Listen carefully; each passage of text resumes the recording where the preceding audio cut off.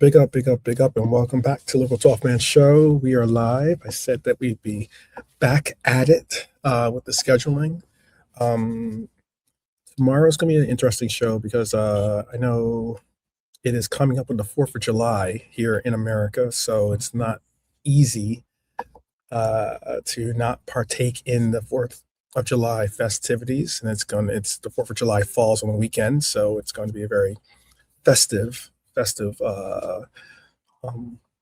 weekend. And on top of that, it's the 250th birthday of America, so that's even we're still young. How about that, Yeah, that's gone quickly, that 50 years. I've got a song on an album from 1976 called 200 Years Old about America. It's a great song, I think. Good album. We can officially drink alcohol or something, I guess, now that we've reached 250 years old now or something. But big up to everyone joining us. Welcome back aboard this show. We've got a packed show today because Liverpool have been one of the busiest clubs in the news once again, I would say. Obviously, we can talk about Victor Muñoz. I like talking about that particular player because that's an exciting player for me, but we're talking about Bradley Barcola, we'll talk about Diomande, Antonio Nusa, maybe even Jeremy Jacquet. Richard Hughes is going to be in this conversation too. He's going to be probably the last segment of the show. And we're also going to talk about our captain as well. Crazy story that I have lined up for us later on. But we're going to ask what I think is the biggest question surrounding Liverpool right now. And I guess, are Liverpool actually rebuilding the right way under Iraola? Because if you stop and think about everything that's changed over the last 12 months, it's pretty staggering. We've had Salah leave, Ibu's left. Obviously, Lucho's gone. Artie Slot is now gone. Now you got an entirely new coaching staff. You got a completely different football philosophy. You got several young players arriving, several more heavily linked. Liverpool looked like a football club trying to rebuild its next great side rather than simply maintain the previous one, obviously. I guess that's exciting for some. I don't know, for others, maybe not so much. I guess they say, I think the saying goes, I don't know if Lee can help me out with the saying. I think it's like something like youth wins you tomorrow. Have you ever heard that saying? Say it again. Youth wins you tomorrow? Oh, youth wins you tomorrow. I think so. Yeah, it sounds familiar. Sounds familiar? I don't know who said it, I couldn't tell you that, but it sounds familiar. Okay, I couldn't tell you either. But it is going to be something that we need to focus on by bringing in some good talent, some young talent into this team and actually preventing us from slipping too far off the pace of the other top teams in the league. So people, if you we do want to hear from you. We're getting closer to 1,000 subscribers, so please drop your comments throughout the show because we'll revisit some of the best ones before we wrap things up. We'll also drop your comments after the show if you're watching us on the replay because, we do our best to comment and answer all your questions. Before I get right into this first segment, any thoughts? I know that it is 1-0. Spain's up. I think it's halftime, or is it second half? It might be the second half now of the Spain game. Of Spain's 1-0 over Austria. Spain's been really struggling, I think. Personally, I think they've been struggling to get started in this World Cup. They're in beautiful Los Angeles, or actually Inglewood, technically, but they call it Los Angeles. Any thoughts did you want to talk about your England squad with their incredible Harry Kane heroics, I would call it? Well, it took them all night to equalise, but once they finally did, we looked a bit better. I enjoyed that. Before that, it was quite a test and watch, if you wanted England to win. But it was a good run from Gordon that came to because he kept on going. He ran into trouble, Gordon, but kept going. Like got the ball. He sort of lost the ball, but managed to poke it to Kane, didn't he? So I've got to give him a shout there. He did make a bit of a difference when he come on, Gordon. Him and Saka, like they both livened it up a bit, like from the wide positions. Him and Saka when they come on. I think they brought a little bit. I'm not going to say that. Who do you have starting? It was Rashford and Madueke. I knew it was Rashford, but Madueke. I don't think they performed poorly. They're bringing the right energy. It's just that the Congo was absolutely defensively playing their butts off. They were playing out of the skin. The goalie was excellent. Congo's goalie was having an absolute worldie. He didn't have a chance with either goal. Like, even though he got his hand to the header, it was placed well enough and powerful enough that he just couldn't stop it. Like, it's interesting you said that because yesterday, Jacquet and Nalante thought, and some of the chat, I think maybe they might comment on it now, but people thought that the goalkeeper could have done better with the first one. I think that it was less about he could have done better and more about the defender could have done better. Harry Kane had way too much space to be able to get to that ball. Like you got to mark Harry Kane tight, and you got to make sure that there's no space or daylight between you and him getting to that. It was the power took it past him. It wasn't perfectly placed by Kane, but it was placed well enough and with a lot of power that he got his hand to it, couldn't stop it. So for me, there's no flies on the keeper there. And it was a really good performance, and he put his name in lights there. The keeper might get a big move. I don't know. I don't know. Well, he played like that all the time. I know. Yeah, I don't know. Someone that I think could get a move is I'm telling you, I brought this guy's name up before. I did an actual segment. I produced a segment. I haven't aired it yet because we haven't. I ended up going on my trip, but people have been sleeping on Balogun. Let me just say that right now. I know people are going to say, "Oh, you're doing your U.S. men's national team bias." I get that, but I think people are really sleeping on the player. I think that he was unfortunate to not really get an opportunity at Arsenal. I just think Arteta didn't. I mean, at the time he had Nketiah was there, and then he had Jesus as well. And then he'd already gone out and got who he believed was going to be the forward of his future, and that's Kai Havertz. So, he was kind of finding the short end of the stick, basically, when it came to being called upon. He's obviously made a move to France, and he's done well in France. He has 3 goals.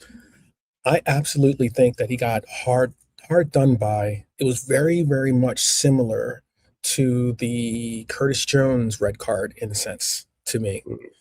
No, I agree with you very much about his red. You can see why they give him it, but I thought it was unfair because he didn't mean to he wasn't trying to come down on his leg, was he? He was trying to put his leg. Like the commentator summed it up perfectly. He said he was, reaching with his leg really to find the ground to get his balance. It just so happened that the defender's leg got in an awkward way.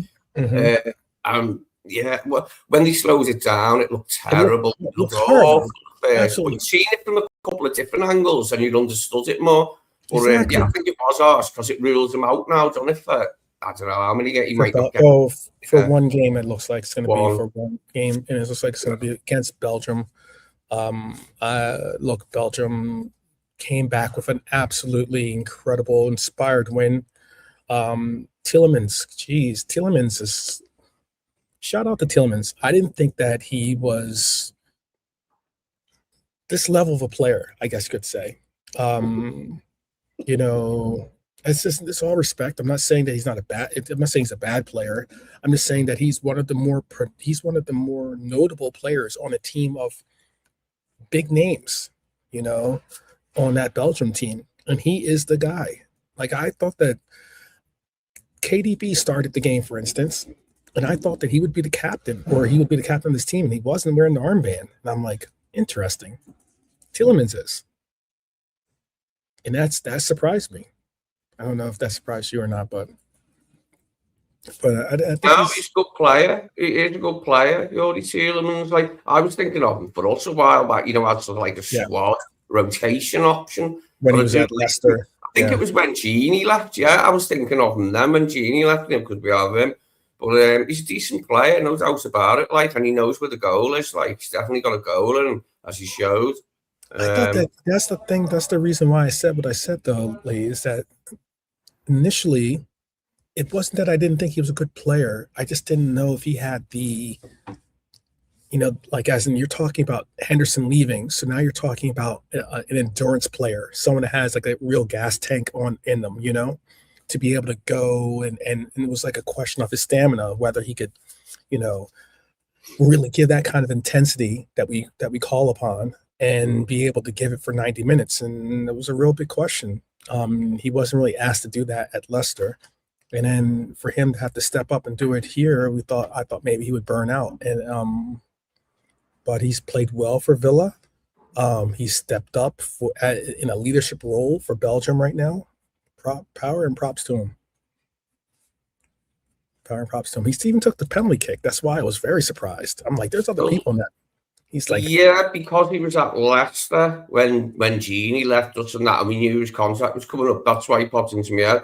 But like, he's done well at Villa, and Emery demands quite a lot of his midfielders. Like, they've got to be industrious, work hard, like, and obviously he's got a bit of skill about him and a goal. So he's done well at Villa, and it's been a really good move for him, mate. It has, it absolutely has. Still 1-0 in that 61st, going on 62nd minute of that Spain-Austria game. I wonder if, let me see something real quick too. Let me see if they even have, let's see if they're going to, this is live. I don't know if this is going to, yep, it is. It ends up, well, whenever I put the game cast on, it ends up sometimes making my, making it choppy a little bit. But I just wanted to see if I can get the lineups for this Spain game. And I wanted to see if, let me see. Can I just say while you're doing that, Harry Kane's speech impediment, I believe what it is a cleft palate. Now, the reason I know that is there was a girl in my year in school, Jenny, and she had the same thing. And when she spoke like Harry Kane, but in a Scouse accent. So I know what that is. I think he's got a cleft palate. You can have a cleft lip, but you can also have a cleft palate, like inside your mouth. And that's what makes him speak like he does. I was wondering if, like, because I think the young lad that we brought in, the youth academy player that we brought in, is Austrian, isn't he? I might not know who I'm even talking about. Let me just see. I don't know none of Austria's players unless that other guy still playing who was over here. What was his name? Was he the forward? It'll never come to me. But I remember there was one Austrian in the Premier. He's done well. He was quite a good forward. It was like a deep lying forward fella. I can't remember his bloody name. He's a big boy. I could think of. His name is Arnautovic. That's the man. Arnautovic. Let me see if he's even playing for them.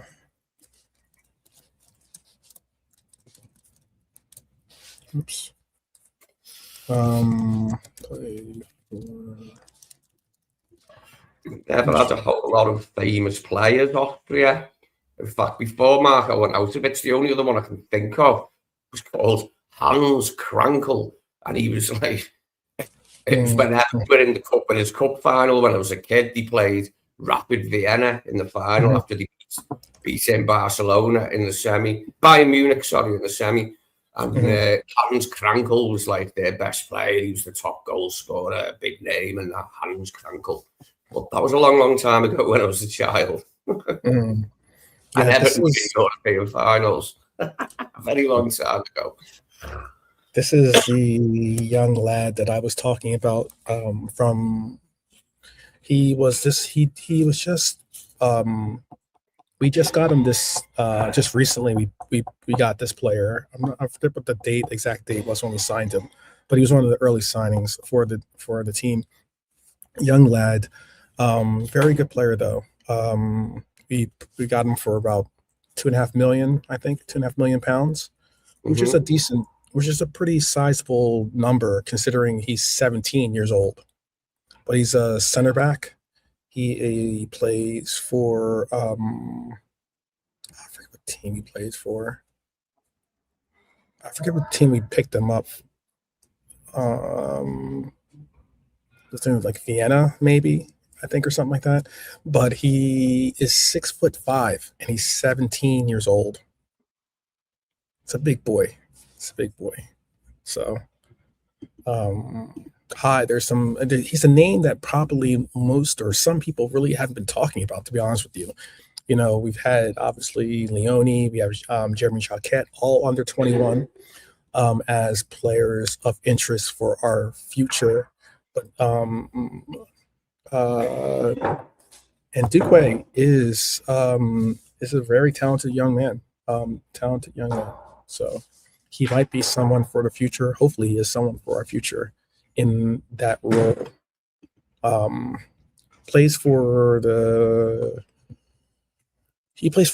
for our U21s, but he does play for Austrian national team, but he plays for the under 17 or under 18 or whatever. So anyways, let's get right into what we were talking about. I'll keep an eye on the game for everyone so that they can, at least in case you're wondering what the scores are and everything else, I'll tell you about those. Excuse me. Still 1-0, by the way, as we speak. 66 minute. But I want to talk about Victor Muñoz because the more I hear him speak, the more convinced I am about it was a very good choice as a player that seems like he's completely committed, completely bought into our system. I don't think people recognize how important that is for a lot of players. You know, like in football today, a lot of you'll hear players say sometimes, quote unquote, you know, the right things, but they sound like they're just on a piece of paper, hand delivered to them. You know, it's not like it's coming from the heart. And I just think that one thing that really stood out in the conversation is that before agreeing to join Liverpool, he had a conversation with our coach, and he said that in this conversation, Iraola explained exactly how he wanted Liverpool to play. And what was very cool and very and exciting is it's a complete contrast from our former coach. He wants high pressing, he wants vertical football, he wants aggressive transitions, he wants constant intensity. And Muñoz basically said that's exactly the kind of football I want to play. And that excites me. You know, I mean, I think that's probably the biggest takeaway from the transfer. I mean, you know, so what would you, hearing that, how do you feel about our young lad, Muñoz, saying how well connected he is to what our vision is for this football coming in? Yeah, that's good to hear. All these things are good to hear. I'm excited about him. I know, like, we didn't buy him for a massive fee, and nobody knew he was really.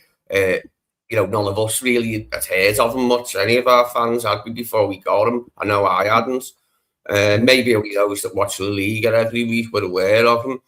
But I'm excited, like, and hopefully it'll pay off the signing. And he's definitely got pace, and you know, he's got that direct aspect to his game. A lot of people have mentioned Diaz as a similarity in that he just likes to go at players. He probably got more pace than Diaz, I'm not quite sure, but he likes to get on.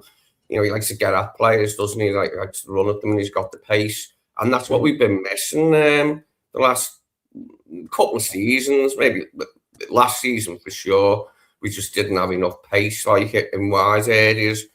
and hopefully this will rectify that, like, and give us what we need, along with, you know, hopefully another signing as well. Yeah. I think that what's great about it is that he brings a little bit of that pace that we've been somewhat lacking on the wing. I'm not saying that Salah is slow, but I mean, I am saying that there was a little bit of a normalization, you know what I mean, by him trying to get past some of those fullbacks, and you could tell the difference. At least I can see the difference. Yeah, I mean, Mo used to be really fast, didn't he? Like, but, you know, like any player with age, your pace starts to go. And, you know, it just started to go, hadn't it? Like, noticeably. And, you know, that's just time and age, like, comes to everybody, even the best players. Yeah, Cody's not like grease lightning either, is he? On the other side, he has got some pace once he gets going, Cody, once he's into his stride. But from a starting position, like, he's not what you call pacey. Although he kind of, you know, when he opens his legs up and gets into his stride, you know, there is some speed with him. And I've enjoyed seeing him do well anyway for Holland, because it's a nice break from him, you know, because he had such a shit season and he did come under fire and that, like, and it was great to see him doing well. It's good to see him doing well, especially with the thing, you know, with him and his wife losing their second child.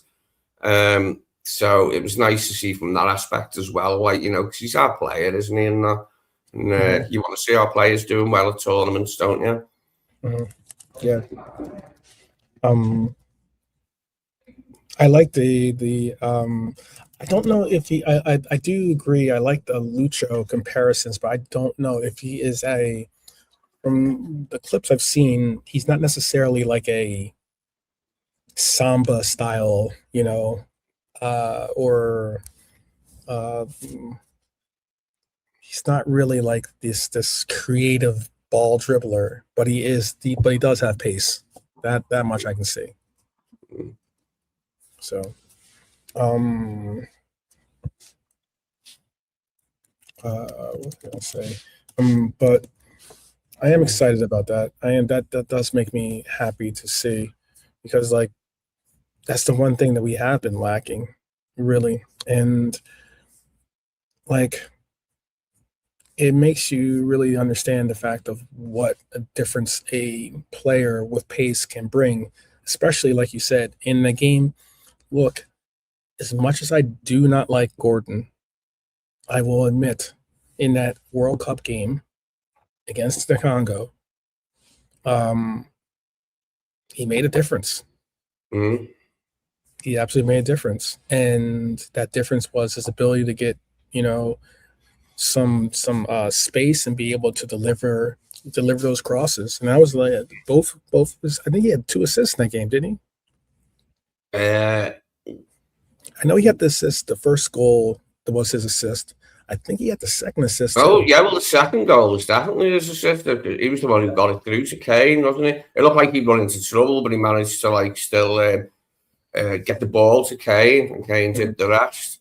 But I'm not sure if he created the first one. But anyway, no, it's a good performance. I've got no reason to want him to fail at Barcelona. I mean, we found out that he was a Liverpool fan. He is a Liverpool fan, like, you know, despite playing for Everton and that. So I've got no reason to want him to fail. Like, things go well for him, and it's a good move because it'll pay off for England. Rashford's Barcelona move has, in that respect, and that's paid dividends for England, and he's in the England team to start 11 on the back of it. Like, I thought he played okay, Rashford, yesterday. It's just that we needed a little bit more pace, is what Gordon, a little bit more direct running, like, you know, because he was up for it straight away, Gordon. He was trying to knock it past the fullback and leg it onto it straight away. And that's what we needed, I think, at that point of the game, like when him and Saka came on from Adwaki and Rashford. But yeah, it wasn't too bad. It was a good performance, yeah, from Gordon. Got to tip my hat to him there. Yeah. Do you think it's going to be... Rashford is returning to England, correct? Isn't he returning to Manchester United? I couldn't tell you. I don't know. Okay. I'm pretty sure he is. I think his loan, I mean, he was only on loan to Barcelona. Just like he was only on loan to Villa. and I believe he is returning. I don't know if people in the chat can help us out with that one. Red Armchair Sport is saying Gordon, 70 million actually looks cheap compared to other wingers' prices we've seen this summer. That's a good point. Very good point. It is a good point, actually. See, I never fancied him for a Liverpool signing, like, and I've gone on at length why I didn't think it was a good idea, but he is a good player. There's no denying it. Like, he is like a good player and getting better. He has improved in recent seasons, like since he's been at Newcastle. And now he's got his move to Barcelona. I just didn't fancy him for us, like, going back a few years when people were throwing his name in the act like as a possible signing. I never fancied him for us, but that's not to say that I don't believe he's a good player. So yeah, it's not that I don't think he's a good player. I just don't think that he is. I just don't think he's a Liverpool player. That's all. I just hated the fact of what he used to do in his exchanges with us, in the way that he kind of like takes liberties with some of his diving. Yes, some of the attempted penalties and that. I remember he done one like with Virgil, and Virgil just giving that death stare as if to say, "Are you serious, lad?" Because it was ridiculous how he went to the floor this time. And those things do stack up in your mind. Like, I hated him at the time. I was like, but like then I found out he supported Liverpool as a kid, and he was actually at Liverpool like at some point. And he was it was his first team. Yeah, and this softened my dislike of him once I found this out. Like, but not to the extent where I wanted them to come back to Anfield. Let me be clear about that. Yeah. Let's not get too far. Let's not go too far.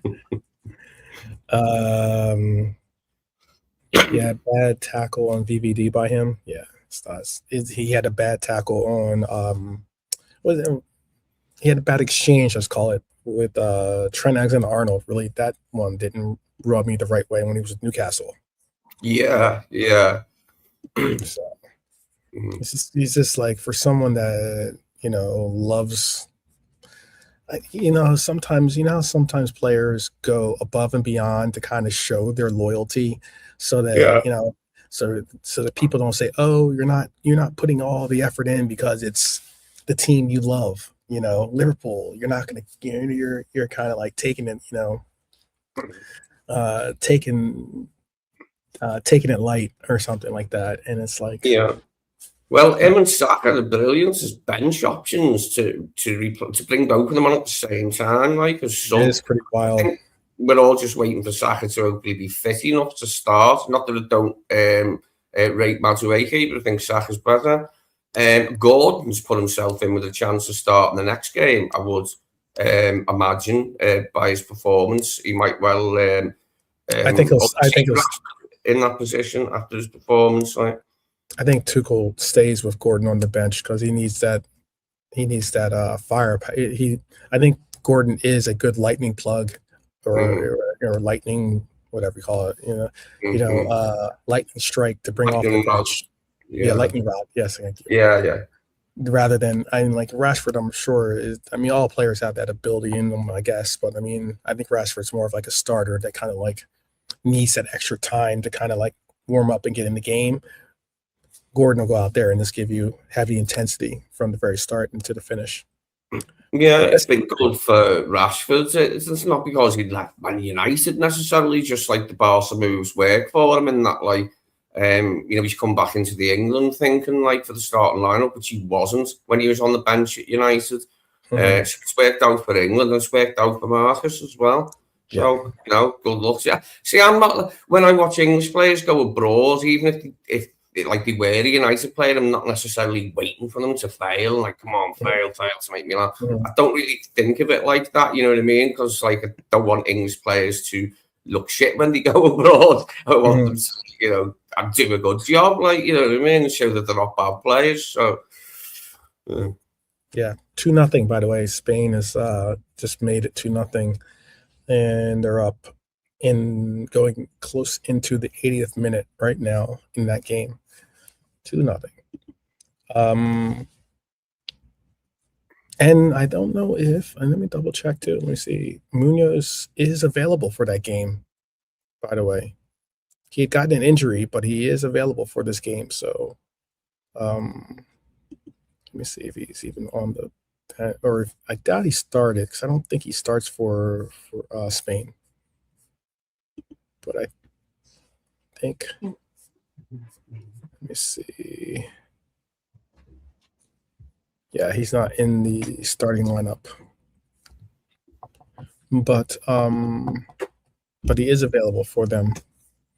So maybe with the 2-0 win or 2-0 lead in the 80th minute, maybe you're going to see, maybe get some time off the bench to kind of rest some players and give him an opportunity to get his World Cup experience on. What it is to me is I'm happy about Victor Muñoz signing. It's a signing I like. It's a signing that I prefer to see.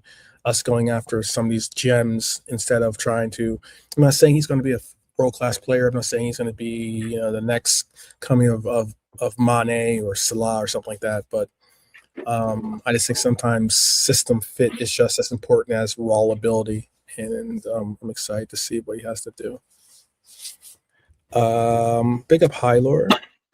Pedro Porro got his first international goal ever for Spain. Right time to do it. Yeah, for sure. And how will USA play without Balogun against Belgium? I am not scared.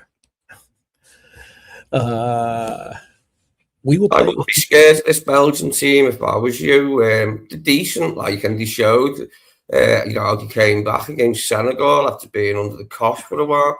They've still got a bit about them. They're by no means the team they were a few years back. But they're still a tough opposition, and they are better opposition than Bosnia, I think, in terms of the full 11, what they've got. So it'd be an interesting one. That'd be a good matchup. Before we move on to the next segment, I'll just say I think that what we will do is we will play with. We have two very good strikers. I think they're very good, at least. And what I mean by that is I think Ricardo Pepi, who is a player that we've seen play against us, plays for PSV in Holland, is one of their leading scorers for their team. I think I'm going to say he was injured for the game against us, but he has played the one game. We played them twice, but he played in one of those games, and I believe he scored against us, I want to say. But Ricardo Pepi is going to probably end up starting for us up front, and then you'll see a little bit of a transition of what we do with our front line. I'm not really. Balogun is a miss, because I think Balogun, again, I think people are sleeping on Balogun. I think that he is a talented player. I think not only is he a talented player, but he's someone that is performing. He's got 3 goals. I mean, unfortunately, against it would have been nice to see if he could continue that run against Belgium. But I mean, he's one of the top scorers in the World Cup currently. So say what you will about the player, he is actually performing when you need him most. So we'll see. Peps, yes, Pepi. Ricardo Pepi is going to be the guy. Hey, you've got more to worry about and I know that Hylor is a Germany fan or Germany supporter. So, but I was gonna say the likes of those that support England, for instance, you've got a lot more to worry about in how you are going to go up against Mexico. That's it's for saying it from someone who Mexico is our main rival. Who is England's rival? Do you have a rival? Traditionally, Scotland, in that sense, a neighbour that you're a rival with. We always had a big rivalry with Scotland, and oftentimes they had a better side. Not always, but they had some really good sides, Scotland, in years gone by. I suppose in that sense, in USA, Mexico. We used to have the home internationals. That was always a thing years ago, when I was growing up. But no, actually, I think it was still going when I was a kid. Where always there was a thing, Scotland, England, Wales, Northern Ireland, in like a 4-team, like little tournament, like the home nations, it'd be called. We don't have it anymore. But like, yeah, for a USA-Mexico comparison, I'd probably say Scotland. Okay. I know Highlanders say that Mexico isn't a good team, and you can probably clip me up on this because you're not going to hear me give compliments to Mexico too often, but at least for their national team, just from banter and rivalry settings. But Mexico is a very good team when it comes to playing in Mexico. When they play in Mexico, it is something different. Now, it could be very much connected to what Highler's bringing up, which is the altitude. The altitude has a serious effect on the performance levels that they can bring. They're very much acclimated to performing at those high-level altitudes. It's one of the reasons why we, for instance, one of the practice grounds that we perform at least in the U.S. men's national team, and a lot of Olympic athletes as well, sometimes go and train in Colorado, for instance, because Colorado has the same altitude very similar altitude, high altitude as Mexico does. The state of Arizona does too. These states are around these western states out this part of the country have very similar altitude because of the Rockies. But and it's a big difference. But they are just really, really talented at home. I think they've only lost. I saw Gary Neville and lucky you. What? Lucky you. No.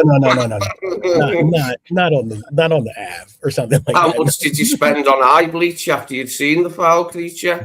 No, not like that. But I was watching them talk about. They are talking about this upcoming game against Mexico and how they are concerned because Mexico has only lost three times. I think it's 3 times. I think they got the number wrong, but I need to double check because they've lost there before.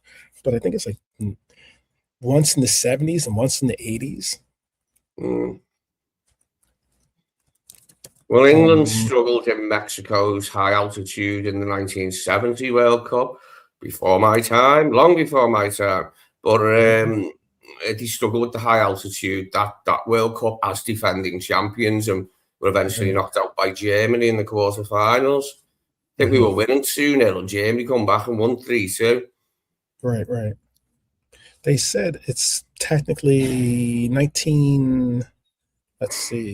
over the last 60 years, the record at Azteca is 70 wins, 17 draws, and 2 defeats. They lost in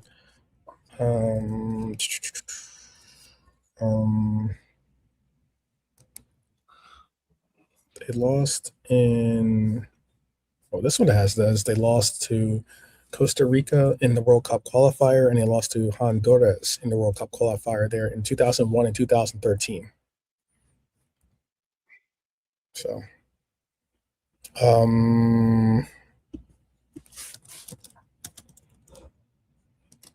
I thought that, pretty sure that we beat them there too.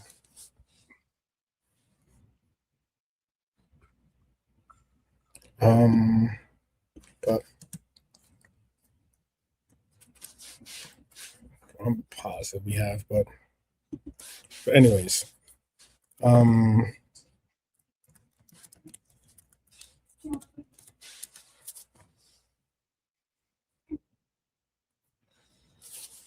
that's a beat, man. Where was that game? So, because we beat them once in Mexico.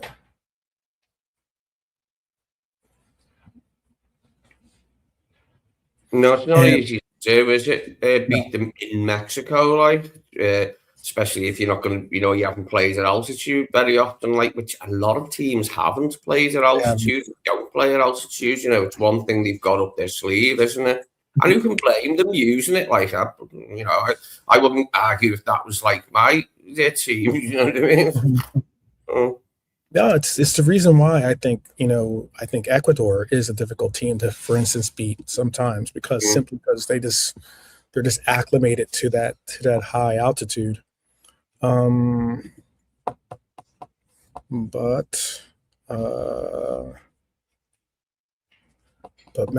unfortunately for Ecuador, they went up against Mexico,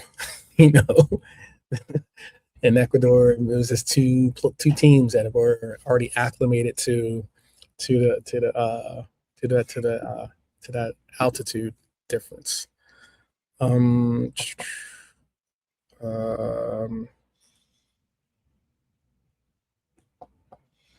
to get where it was, dude. We've beaten them. Put it this way: we've played Mexico a bunch of times, and we've only beaten Mexico once in Mexico. I'm surprised. Yeah.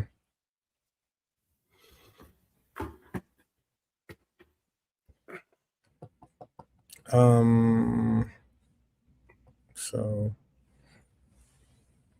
that what it is. I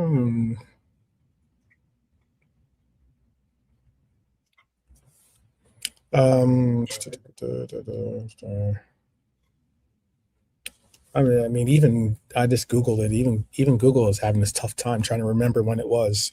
But we have beaten them. I know because one of my best friends was a part of that game. He played in that game. That's why I definitely know, and that's why I know, and I do know because I was going to go to the game, but like I said, the U.S. and Mexico playing in the U.S. is one thing. USA's different settings. Yes, things can get very rowdy here, but playing in Mexico, whole different settings. I don't know if you saw. There is video of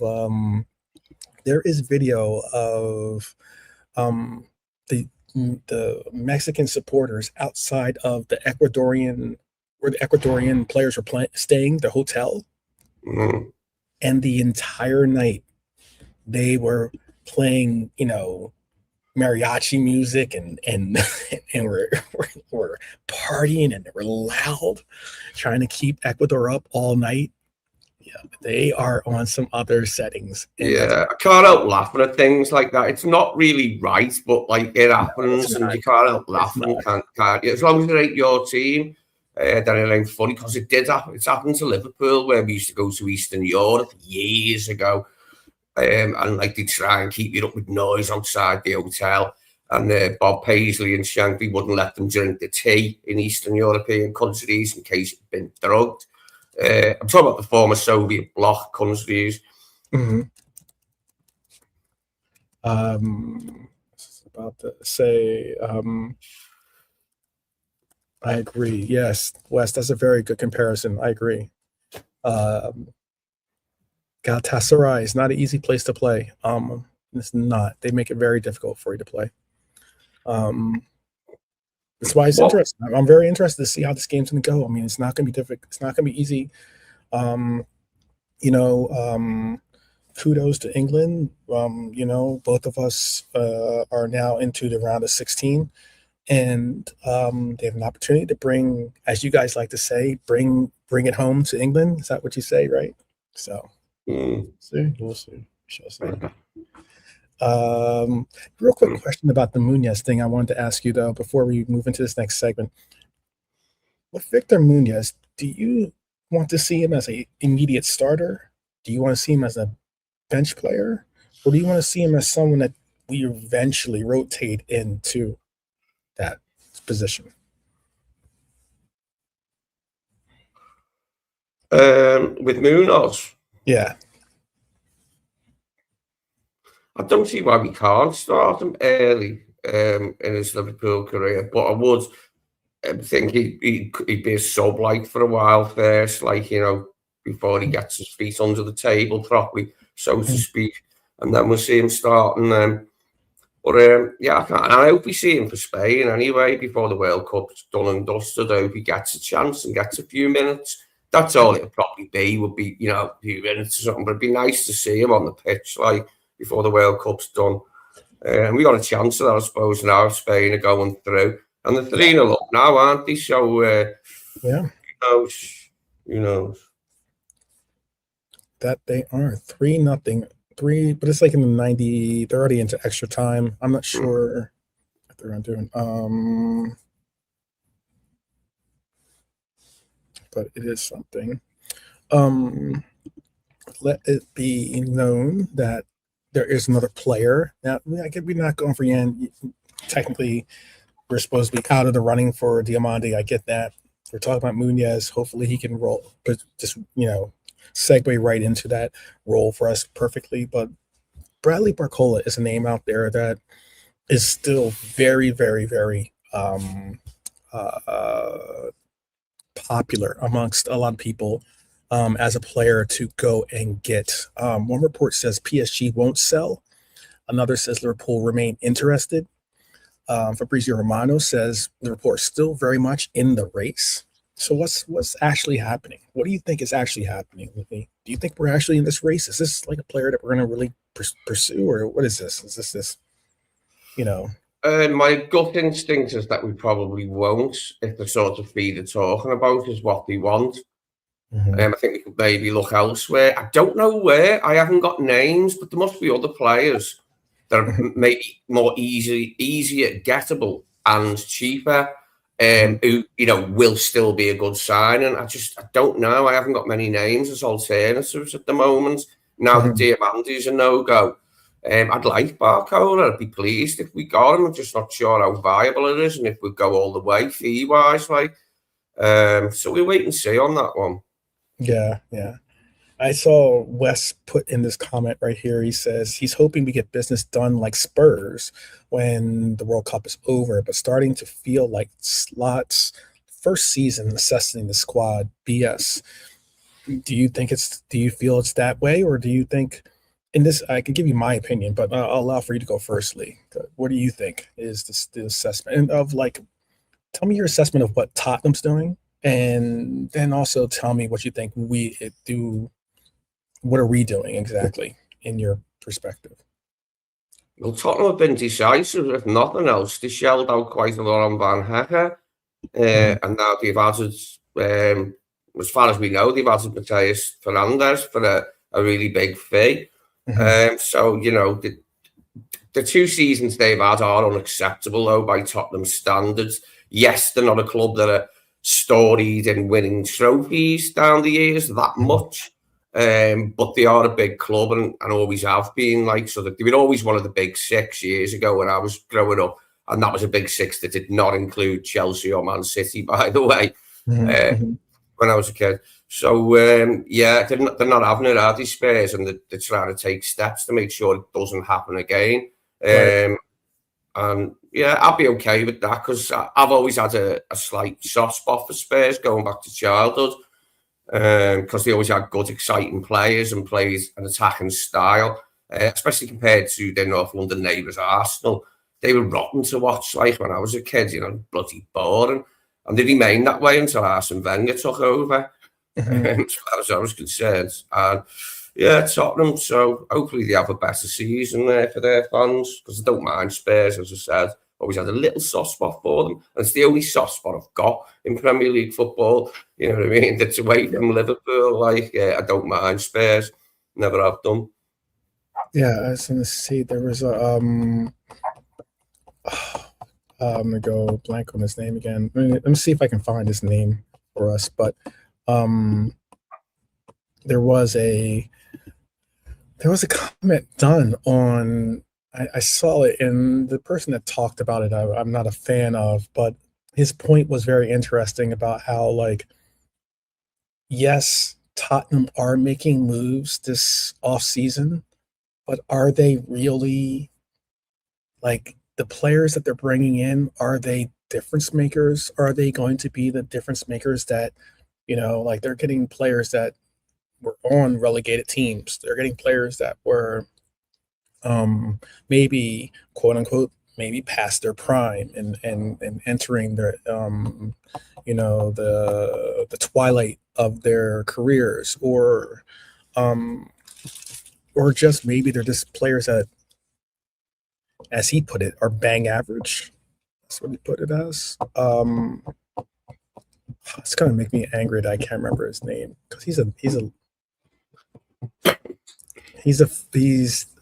says things about Liverpool that I do not like, and he's a forward. He played for the Premier League. He's a former forward. Who am I thinking of? What is this stupid name? Oh, he's black. For Watford, yeah. Troy Deeney, that's it. Yep. Yeah. Yeah. He had a take that was very interesting. And that was his take. Basically, he's like, he just started going through all the names of all the different players, and was just like, this guy's bang average. This guy is like, past his. He was like, he's like, he gave props to Robbo, for instance, but he said, he is, a player that is an advanced years of football playing and the likes, and how, like, if you look at the acquisitions, yes, they've made some they spent some money, but have they spent money on players that are going to be future proofing their teams? And it's interesting, because we're going to get into some of the players they've let go, but they're letting go of like some of the talent that they have. It's everything else, but he does have a tendency to talk to his arse sometimes. Troy, like when he said Mo Salah is not a player he'd like pay to take his kids to go and watch. Does he get that excitement? It's like, what? I mean, yeah. Is that a common term? He is a sandwich short of a picnic? Yeah, that's it. Yeah. Is that it? Yeah. I'm gonna have to use that one. That's few items short of the full cutlery set. There's another one. Yeah. That's good. I like that. He's all right. He wasn't the greatest player himself. Like, he wasn't exactly like highly skilled player. He was effective in what he done. He started at Arsenal, didn't he? Before they found him out of Watford. But he does like to talk up, like on Talk Sport, and sometimes he loves to say, sometimes he loves to ring, like he did about the flames. Exactly, he likes to stoke the flames on Talk Sport and get people talking about him and his comments, and he has no issues or problems with that. So, but he's smart. That's how you get that's how you get callbacks, and that's how you get people. What does they say? Like, any press is good press, basically. So it is what it is, I guess. All right. Well, is it a yes or no on Barcola for you? If we could go from, I know that the Hyler is speaking on the fact that it doesn't look like we're going to get him, and Fabrizio is saying that it looks like Barcola is going to stay, or maybe at least not go to Liverpool, at least maybe. Do you think that we should go, heavy for him, or what? For me, it depends on what the other options are. If we can see other options, and hopefully we're looking and have been looking like for a number of weeks now, then hopefully we won't have to. Look, if we buy him, we'll be made up. That's what I'm saying about it. But I'm not convinced that we'll pay that much. And I'm not convinced also that he actually will leave PSG, irrespective of them buying Diomande. They could easily afford to keep him. They don't have to sell him. It'd only be if the player insists on leaving, which I'm not convinced he will do after the World Cup. But it remains to be seen. I just hope we've looked at other options, or we are looking at other options, considering other options. It's the other. I'm actually thinking about the DM a lot. Like, since the season ended, and that we're waiting for us to buy a DM. And I mean, Lord knows, I hope we do. I hope we don't like not buying a DM and try and do it without buying a new DM.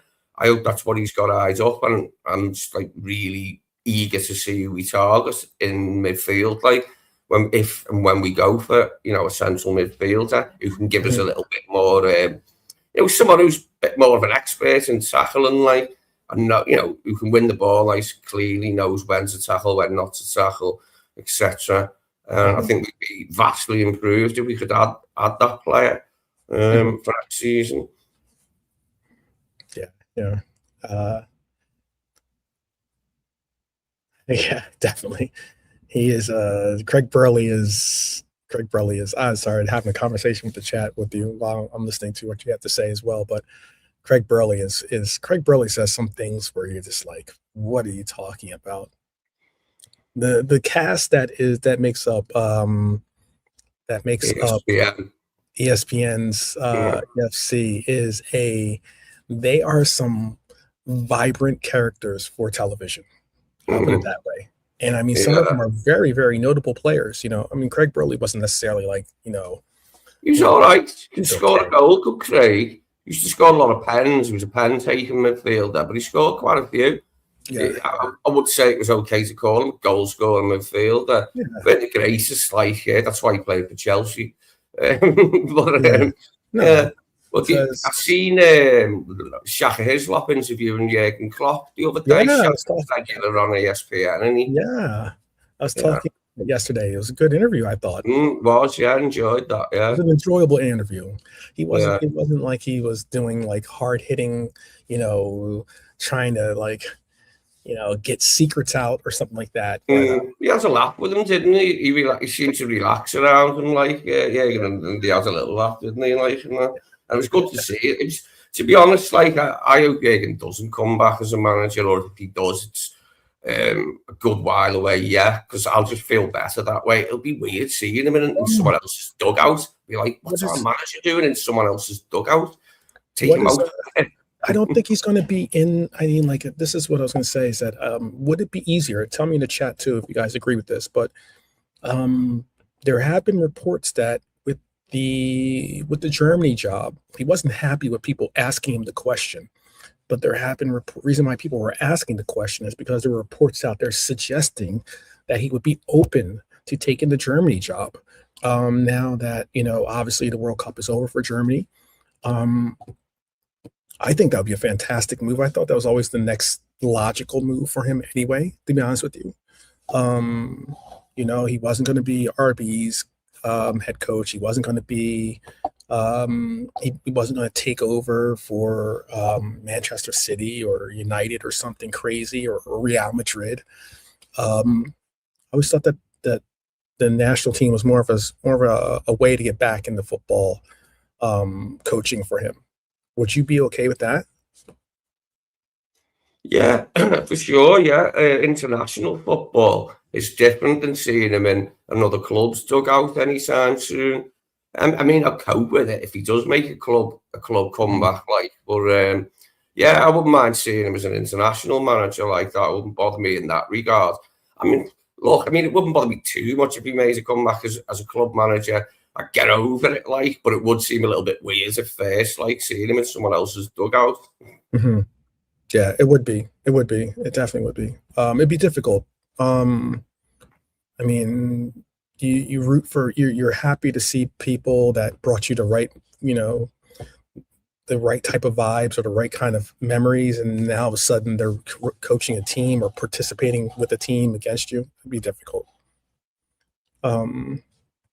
Have you heard of this player named Antonio Nusa?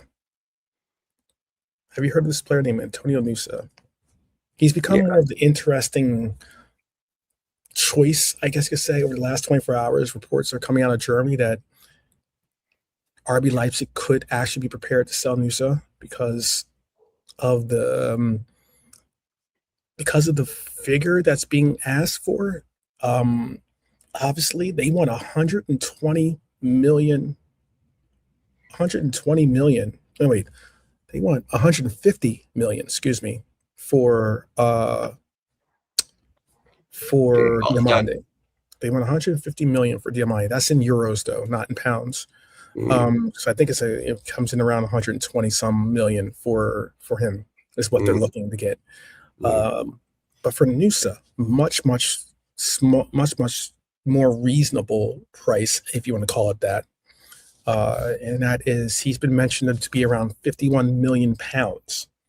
Now, when you compare that to some of the other names out there, obviously, that's a very, very palatable number.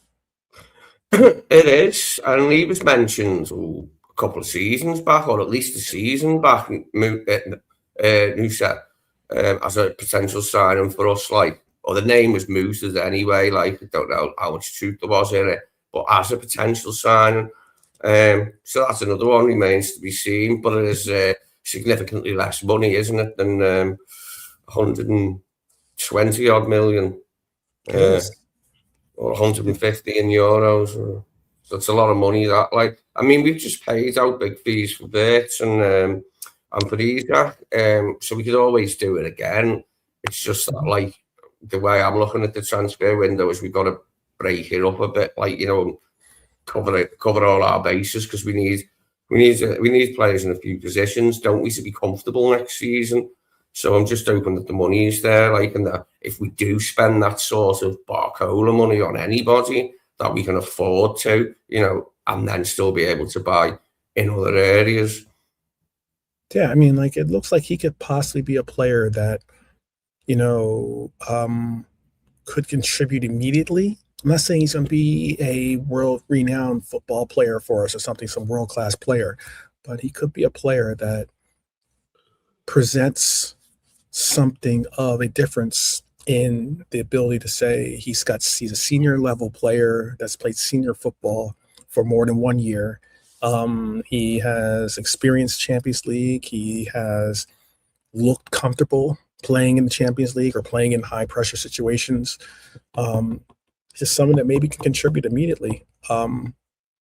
It's the reason why, I don't know, we might get into this other name more tomorrow than today, but it will bring up the fact of, there's this other guy named Said El Mala, who plays in Germany right now, that apparently we're very interested in. But then again, he's young, very young, 19 years old.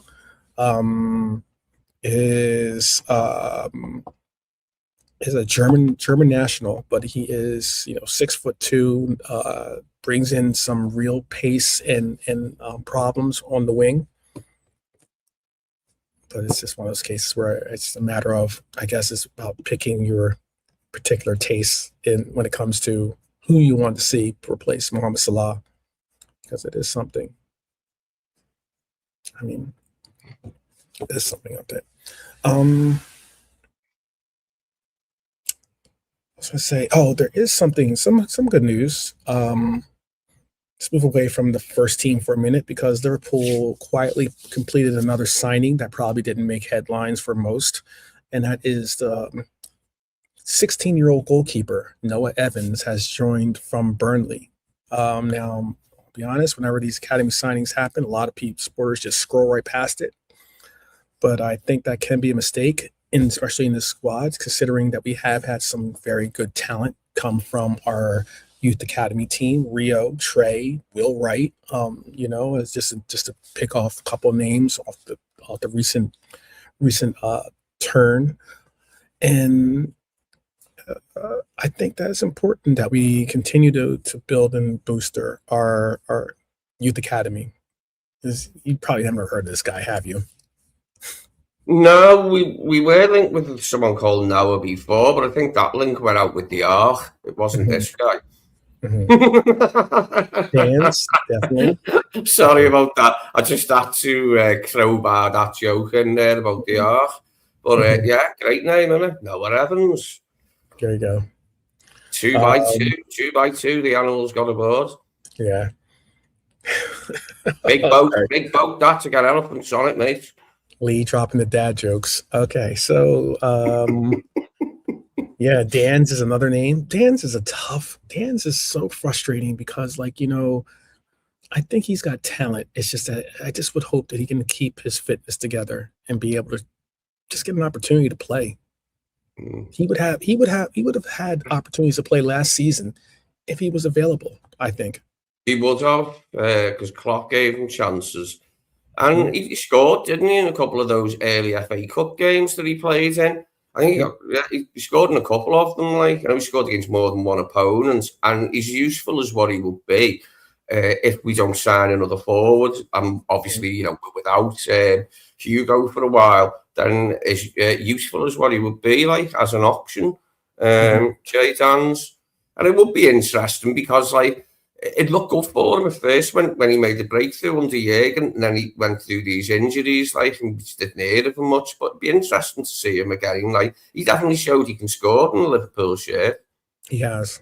He absolutely has. He's an exciting talent to know that we have, but it's just a matter of again, he's had back injuries. He's had different little, niggles that have kept him out of actually playing. And that's just the unfortunate part.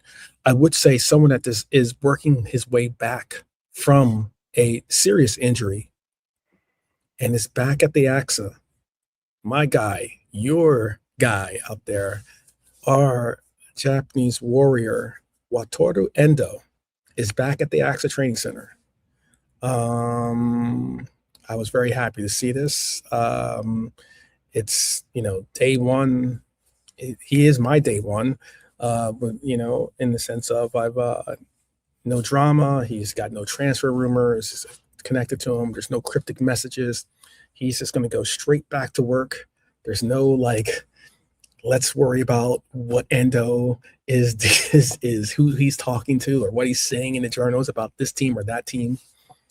That's the one thing, Endo's going to show up for work and he's going to give you everything he has.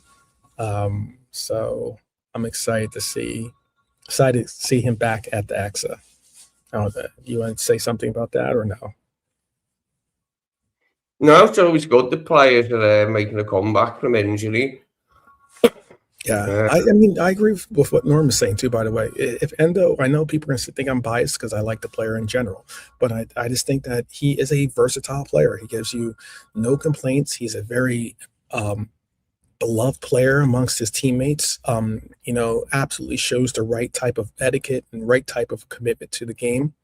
And I think that's important. That kind of character to have on your team is important. And it's not like yeah, we saw him Slot didn't fancy him as a midfielder and more as a centre-back. But he said, didn't he? He said, the professionalism of Wataru Endo is brilliant. Said Wataru's just the ultimate professional in that sense. Even if he ain't getting played, you know what I mean? He's excellent character to have around, etc. And you need that in the squad, don't you? You need players that accept playing fewer minutes and that, and are just happy to put the shirt on when they can. And it was nice when Slot came out and said that because it was clear that Slot didn't fancy him in his favoured midfield, in Endo's favoured midfield position. Fancied him more at centre back. But great professional, isn't he? I'm going to give you a question. I know we're talking about he plays the DM, but he doesn't really get that much of a run at DM. Maybe this coach has a different approach to it. Maybe he's going to obviously get a fresh start with maybe showing his worth to the team. But let's finish this section by at least looking at Liverpool's midfield. So I did see Norm say something about the midfield earlier in the chat, and because there's two names that continue to appear out there now. Not easy names to necessarily pronounce if you're not a native speaker to the language, I would say. But it is, I'll put them into the chat for you guys. Neil El Anoui, or Ayub Buadi, right? Mm-hmm. Both names of two players that have been very impressive so far at the World Cup. Both been linked to Liverpool. El Unai feels like a player who can help us immediately. Buadi feels like maybe a player that I wouldn't say we're more buying him for the future as opposed to for right now to have an immediate. And he'll be able to contribute. I'm not saying he can't, but it's a lot to put on the shoulders of someone that's under 20 years old. I think he's 19, I want to say. It's a question of, do you want another project? Are any of these guys,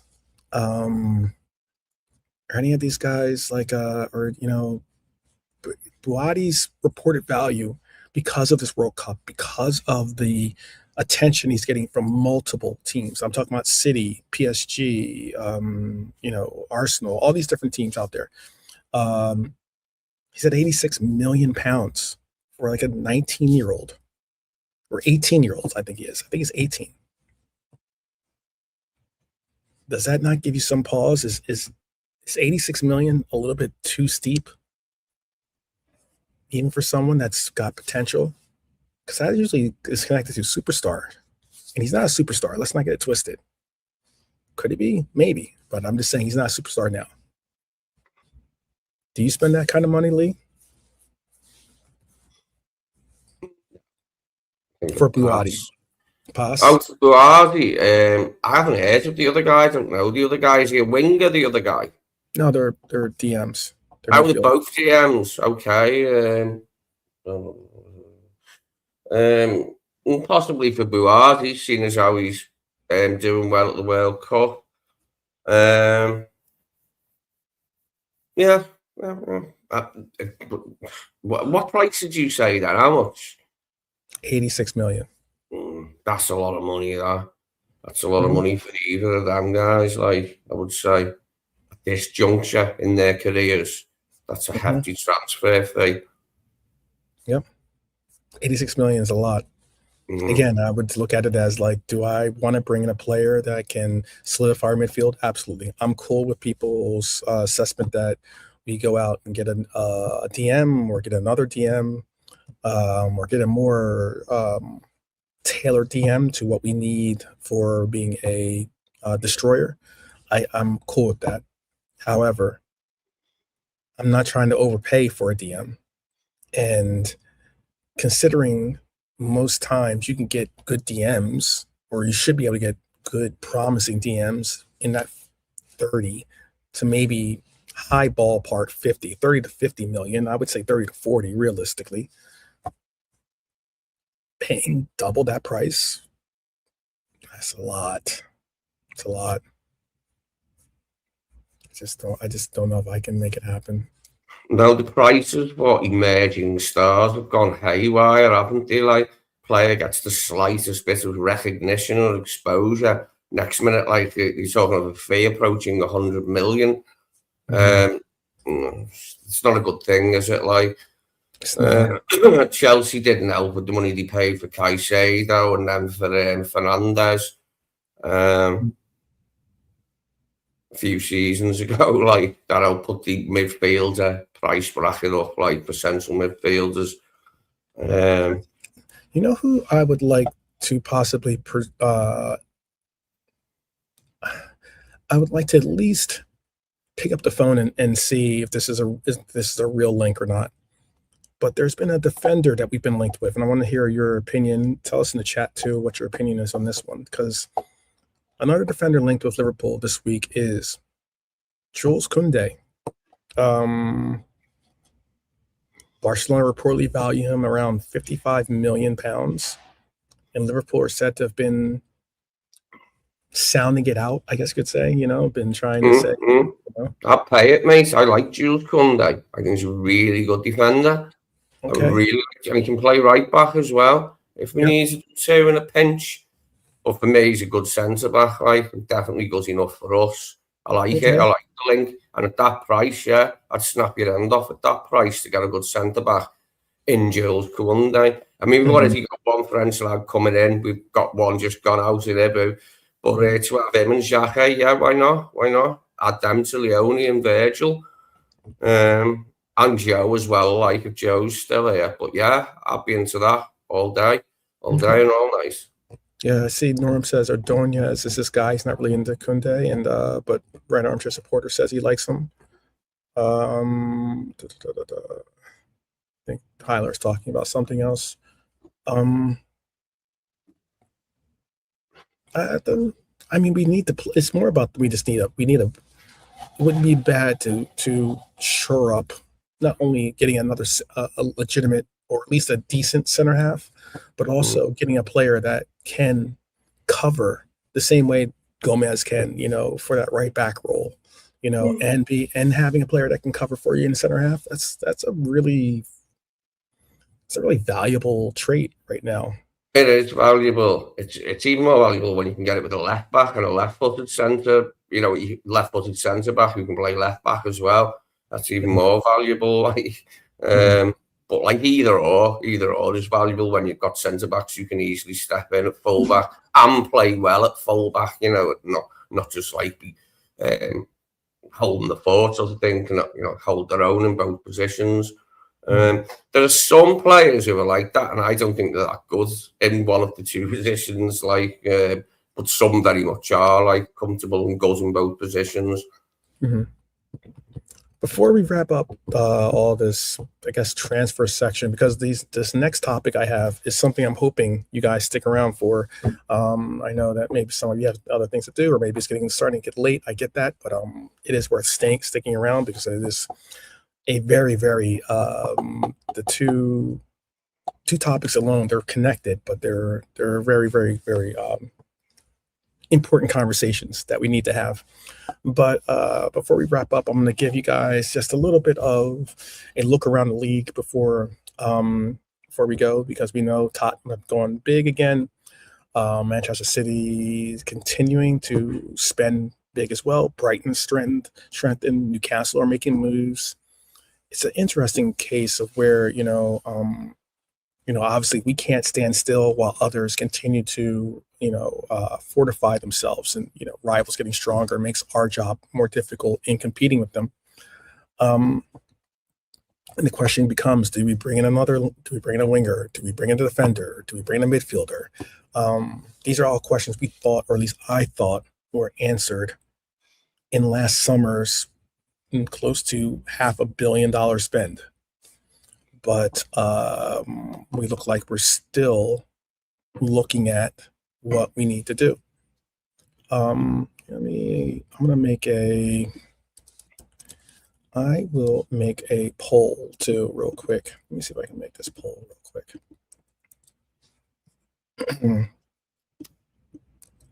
Because I'd like to see what you guys think.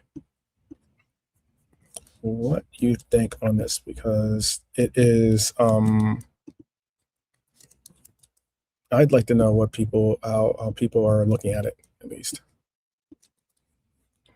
Yeah, one more option. One more. And then this is the last one. And it's probably in this order, most likely. Times.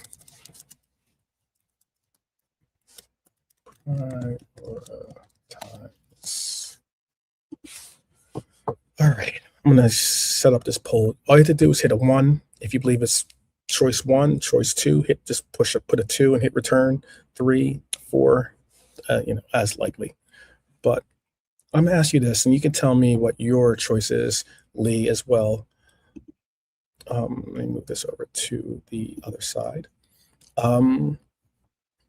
What do you think should be our priority? What position should it be that LFC prioritize? Should it be winger? Should it be center back? Should it be midfielder? Or should it be right back? Well, I'll say this: winger and midfielder are essential. The other two are debatable as in being essential. I think they are, the other two. Yeah, centre back more than right back is essential. But I would probably go with the midfielder here in terms of importance for me personally, and then a winger. So I'd go midfielder, winger, then centre back, then right back. Okay. Yeah, got to vote for winger, got to vote for midfielder in the chat. I'll leave that poll up for a little while to see if anyone else wants to. You can contribute to it at any time. I just think it's very interesting. I think because, we have winger, center back, midfielder, right back. No one's voted for center back. But I want to pause for a moment because I know Norm is a patron of Liverpool history. He has his own channel as well. Shout out to him as well for his own channel. He does a lot of brings up a lot of great facts and great stories about Liverpool and the history that is Liverpool. And I want to talk about someone who's already secured his place in Liverpool history, someone that is a blessing to watch, considering that we get to watch him in real time. Not often do you get to see someone that is a part of the greatest of the great when it comes to Liverpool history, when you really think about it. But Liverpool recently named Virgil van Dijk the 8th greatest player ever to play for a Liverpool Football Club. The 8th greatest player. That is a phenomenal, not only accomplishment, but it is amazing praise to be placed on the player. It is. It's a massive accolade because we've had that many superb players over the years. That just to be in the top 10 is some achievement. Like, I've not seen the list where he features ahead of or behind, but yeah, I think that's a great accolade for the man because he is one of the best players we've ever had, like, without a shadow of a doubt.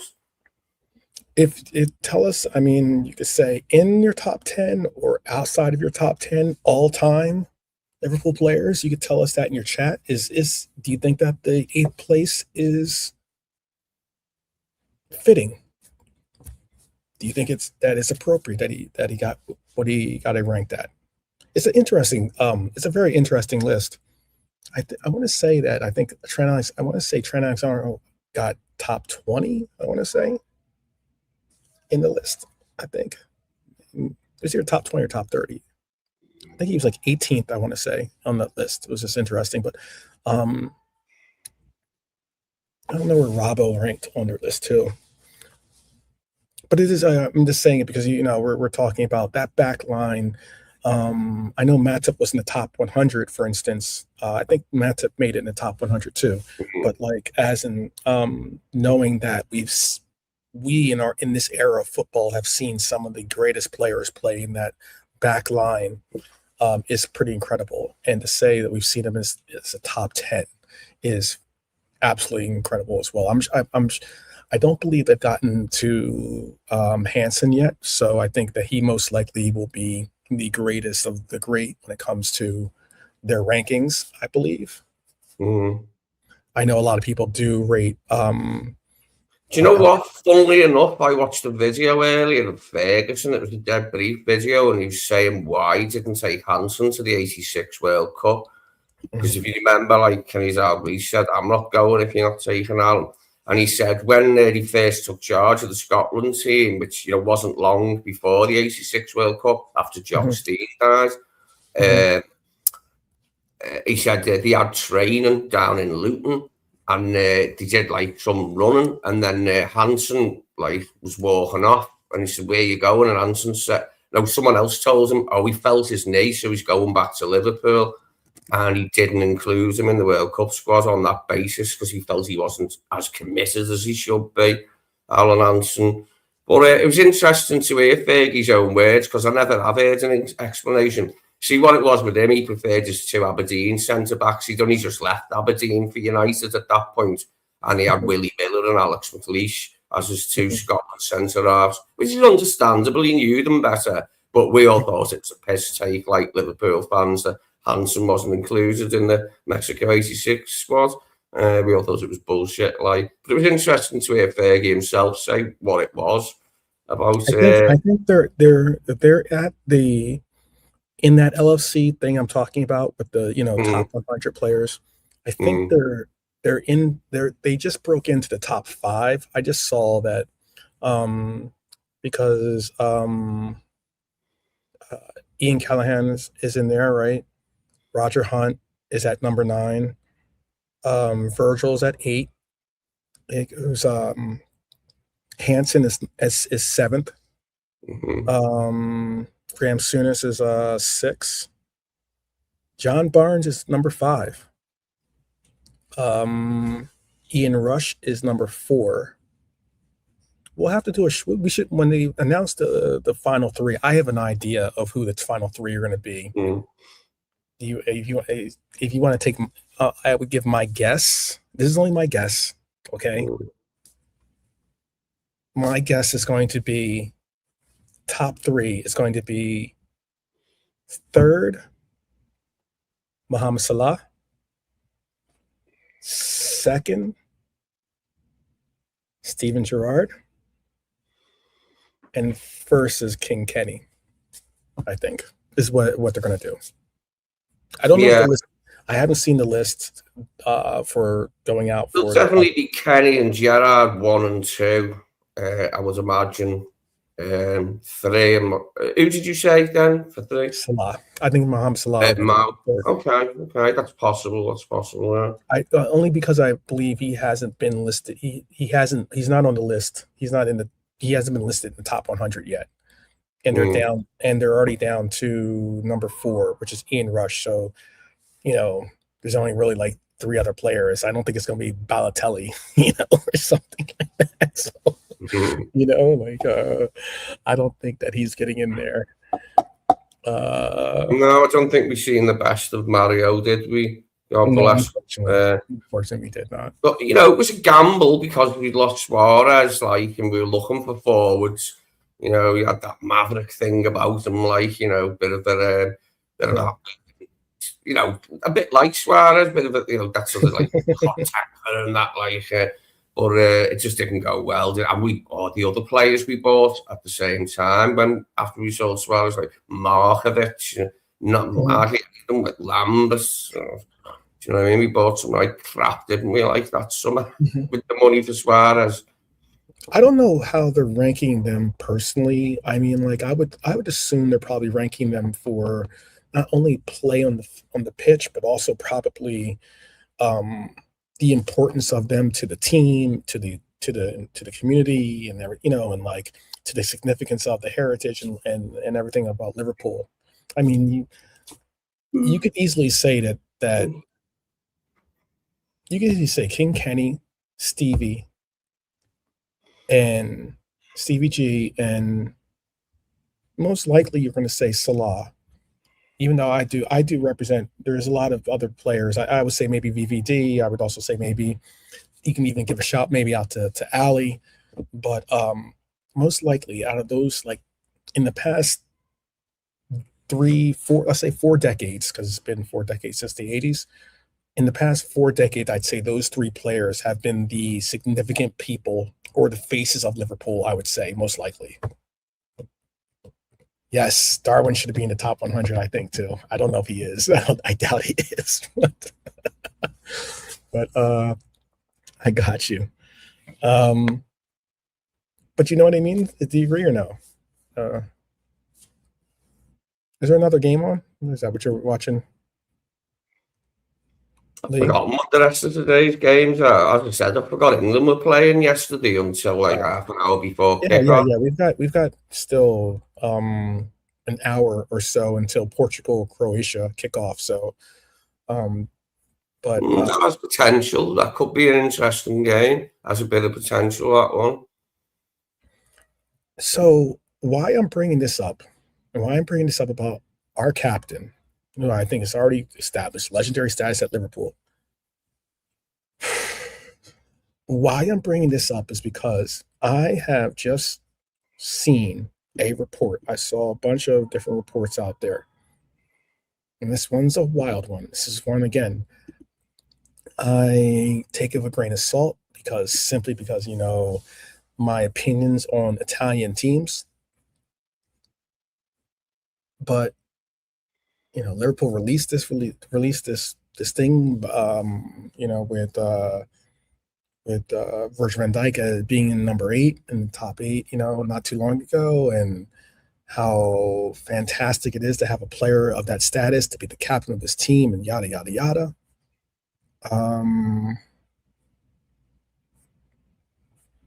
And now, Lee, there are reports that Virgil van Dijk is going to be moving to AC Milan. And when's that going to happen? The start of 2027-28 season, is it so? As in the summer. Nonsense. Absolute nonsense. Balderdash. Balderdash. Hogwash is more of an American one, isn't it? Hogwash. I think Balderdash is more British. Yeah. Yeah. That's the rumor. Apparently he is there's reports out of Italy suggesting that AC Milan are exploring whether they can sign Virgil van Dijk. Okay. That's the rumor, people. I'm only saying what I've read. Well, he's still under contract. So it would require a fee. And knowing how Italian clubs operate, he's in the last. Yes, he's in the last. Yeah, knowing how they operate these days, what they'd offer us would equate to not much more than a fiver and a few bottle tops that you could retrieve the money on, something like that. That's not much more than that they offered us for Darwin. He was still under contract, and that was Darwin. Mm-hmm. But yeah, he may go there sometime in the future, but it's not going to happen this summer, surely. Just gives us more to do in the transfer market, doesn't it? Yeah. I'll ask you this: if AC Milan, because we know it's Italy, so you're not going to get some, blown out of the water style offer from them. But hypothetically, AC Milan knocks on your door, Lee, and says, "Hey, you're the. Let's say you've taken over for Hughes," and they say 40 million pounds. Virgil, pack your bags for Italy. Would you do it? No. Okay. 40 million pounds. Spells no. I'm hoping that he can have another season after next season if the team starts performing better around him and things are going well. I don't see why we couldn't get another year out of him. This would probably be provided he packs in the Holland international scene, which, I can see why he wouldn't want to because he likes being Holland captain.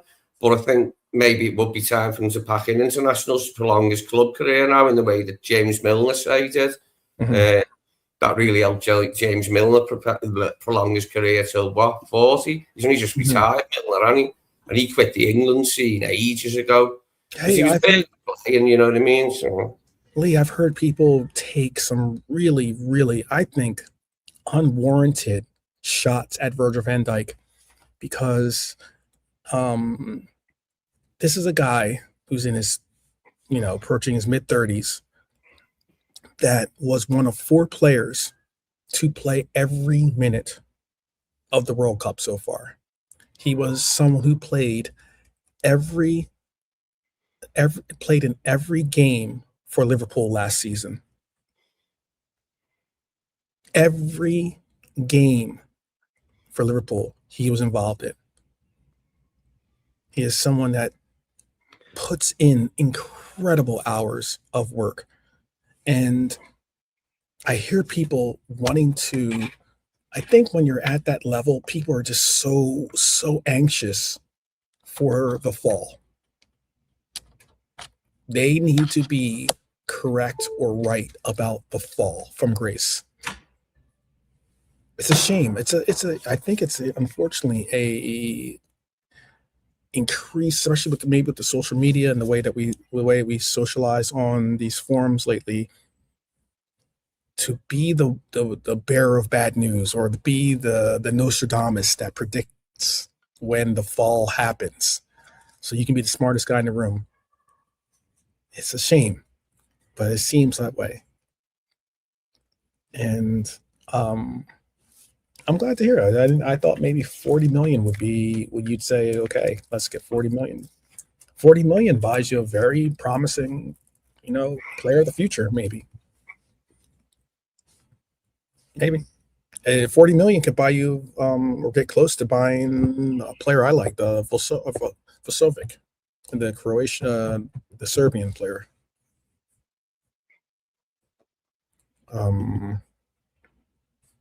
But all right, well, let's get it down to this point then, because I know I had this question, seeing that rumor pop up about maybe Virgil van Dijk moving on to Italy, going on to AC Milan possibly. I'm telling you, it's not one publication out there. There's been like multiple publications trying to give this story legs. I don't think it's ever going to happen. I don't think it's going to happen. I wouldn't do it myself personally. But it got me thinking. And this is the question I do have for you, Lee. Has the Edwards and Richard Hughes era actually improved this football club? Or has Liverpool spent the last 2 years creating problems it now has to solve?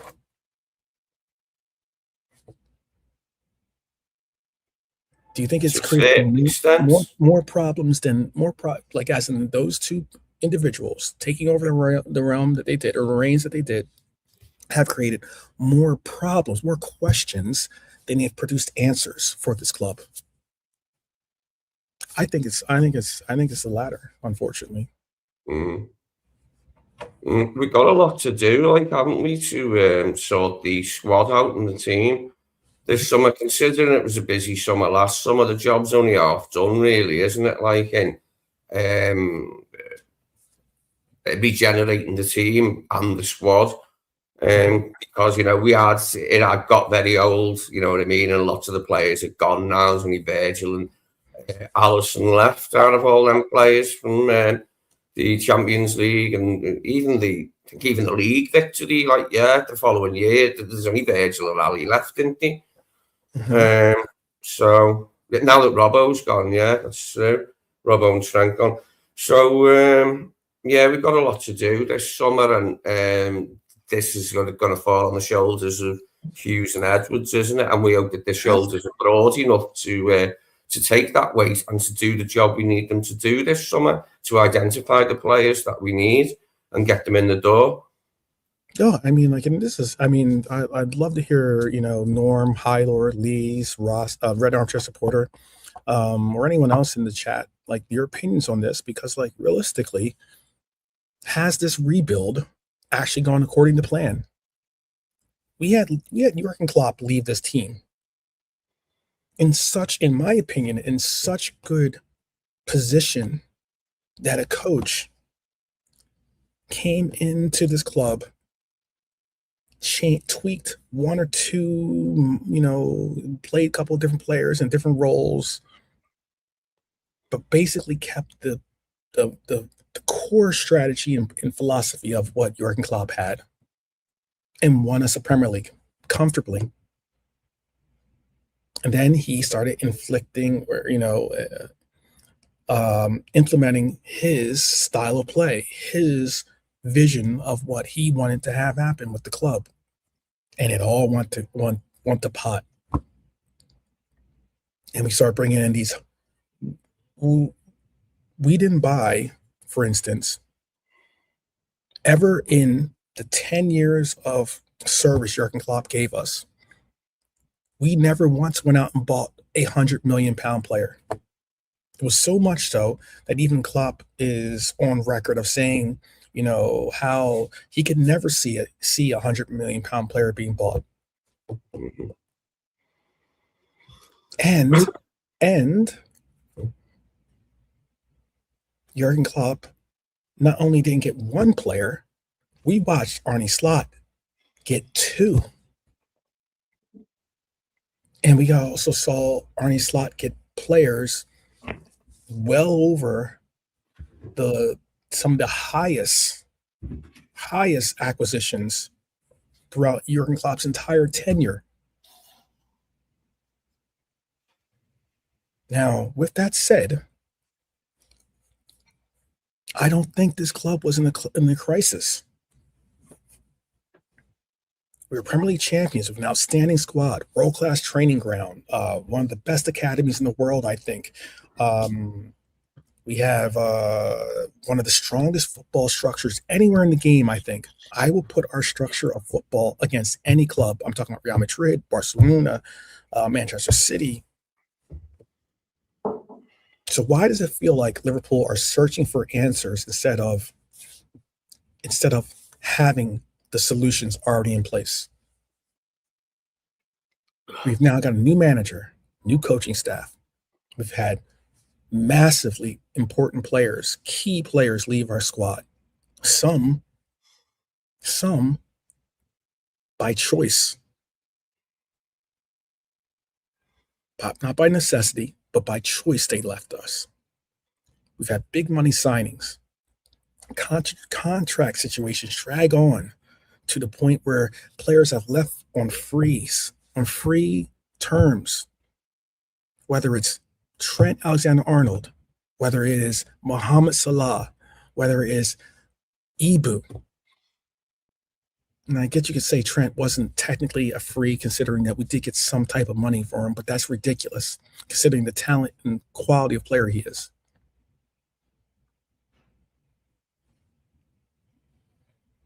I think supporters are still trying to figure out exactly what this new Liverpool is supposed to look like.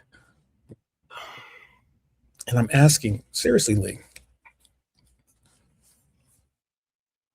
does Hughes and Edwards need to have more accountability? Because they are about, listen to this story. There is reports coming out that apparently, with their contracts, Hughes is in the final year of his contract, and apparently he is almost assured to be leaving at the end of this year.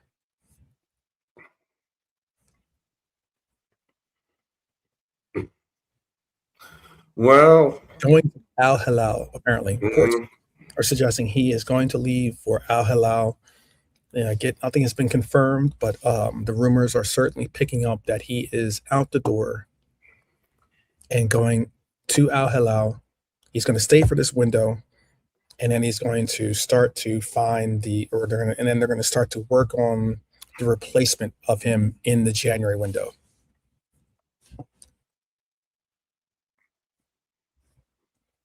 Well, he's got a lot to do this summer then, hasn't he? Because it's going to be, the summer is, the window's open in January, yes. The summer is the major window, isn't it, usually for signings?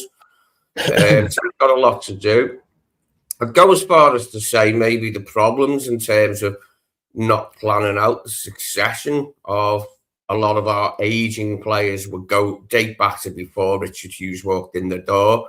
Like when Jacquet was there, and whoever the bloody hell it was before him, that other fella, whose name I've forgotten, would date back to them also. Like maybe that the planning could have been more advanced than what it seems to have been, because we've known for a long time that a lot of these players, are coming to the end of their careers. Like a lot of our top players.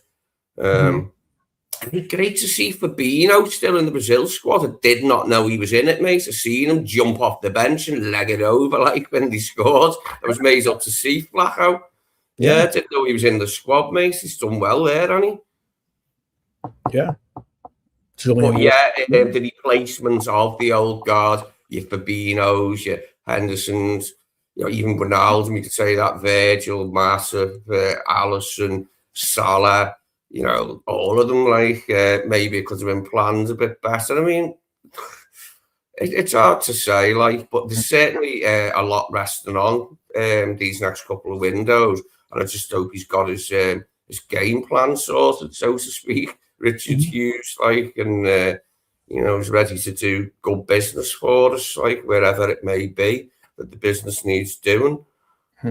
So I'll judge him after this. I'll judge him on his entire Liverpool career rather than like just up to this point. We'll see how he fares in the next couple of windows. How him and Edwards together can sort of patch things up, so to speak. Look, Julian Ward deserves the same. He deserves the same attention to criticism as well. I agree, because he is the. I'm trying to think what is I think his official title is. He's the technical director, I believe, for the club, which means that he oversees how elite players develop, and he also oversees the academy, and he oversees the club, like their loan program within the academy is what he oversees. And he works alongside, obviously, Michael Edwards, who he did before as well. Look, the band was supposed to be getting back together. I know, for instance, Quasi loves himself some Michael Edwards, really believes in the vision and everything else that is the Edwards approach to football. I'm not going to deny that there have been fantastic results from Edwards and his work. However, I think, is it too bold of a statement to say that maybe, just maybe, it's not necessarily, maybe it's a little bit, you got to give more credit to Jurgen than all of the, I'm not saying you can't give credit to Edwards, but I think that like the difference maker was Jurgen Klopp in a lot of what we've seen with this team. Would you agree or disagree on that one? Yeah, Jurgen was a very, he was an attractive manager to play for, aside from the whole, aside from him being a good football manager, players wanted to play for Jurgen Klopp, didn't they? That's something that we don't have now, because like our coaches are as experienced as what Jurgen was when he arrived. But that's just one of those things, isn't it? Like, he's moved on now. But he was always, a strong bargaining chip. Once you could have him go and speak to a player and say, yeah, I want you, and I want you in this team. Like, not many players were going to say no to him, like, because a lot of players wanted to play for him. Yeah. I mean, one of the main reasons why we have Dominic Szoboszlai, for instance, is because Jurgen Klopp was the coach. Now, I mean, like, I'm not saying it's not a knock. I'm not trying to take a swipe at Arne Slot, but I don't know if Arne Slot is our coach. I don't know if necessarily he's coming to it. But some might also argue, and I get this too,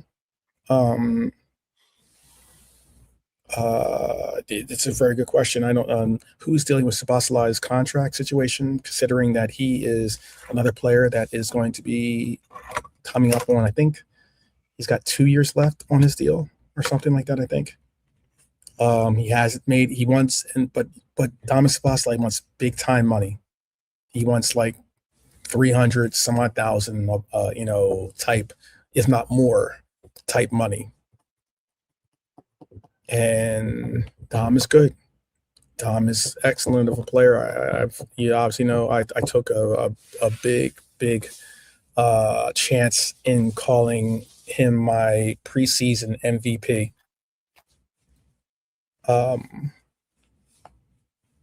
But Dom is also someone I could probably see, to be honest with you, I could probably see him moving on to Real Madrid. That's the sad thing about it. I like players that let me see if I can look up that. There's a term. It's from the movie. You love movies. Elizabeth, right? Mm-hmm.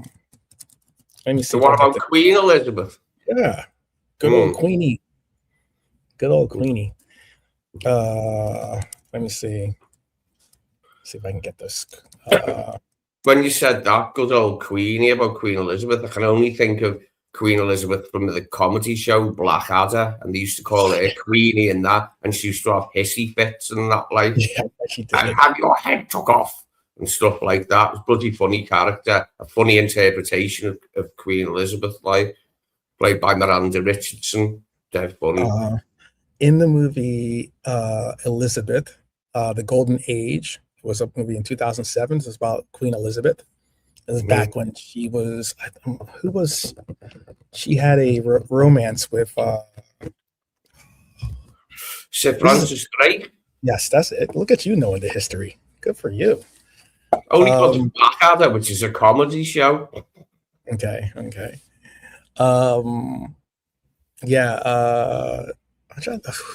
was He played. I'm trying to think of who was the actor in it too that played Sir Francis Drake. I've just done to Highlaw Baldrick, Tony Robinson. Yeah, he's still doing his historical digs is his thing now, Highlaw. Time Team, where they go and dig and find like all old stuff in the ground and that. You know what I mean? That's what he's up to still these days, as far as I know, Tony Robinson. I don't know. Maybe someone in the chat remembers who it is, who plays. Is it that Joseph Fiennes? Is it him? Ray Fiennes' brother? No. It's a big time actor too. He's played in. I can't think of what his name was. No Country for Old Men. It was, he plays in Children of Men, the movie Children of Men. He's the main actor. Yeah, Michael Caine's in that one. Michael Caine is that? Yes, he played a great role in that. He's the main actor in Children of Men. Anyway, he's not important to the story. The important thing about it is, I'm not going to say the actual complete phrase of it, but I mean, basically, there's a scene where Queen Elizabeth is furious.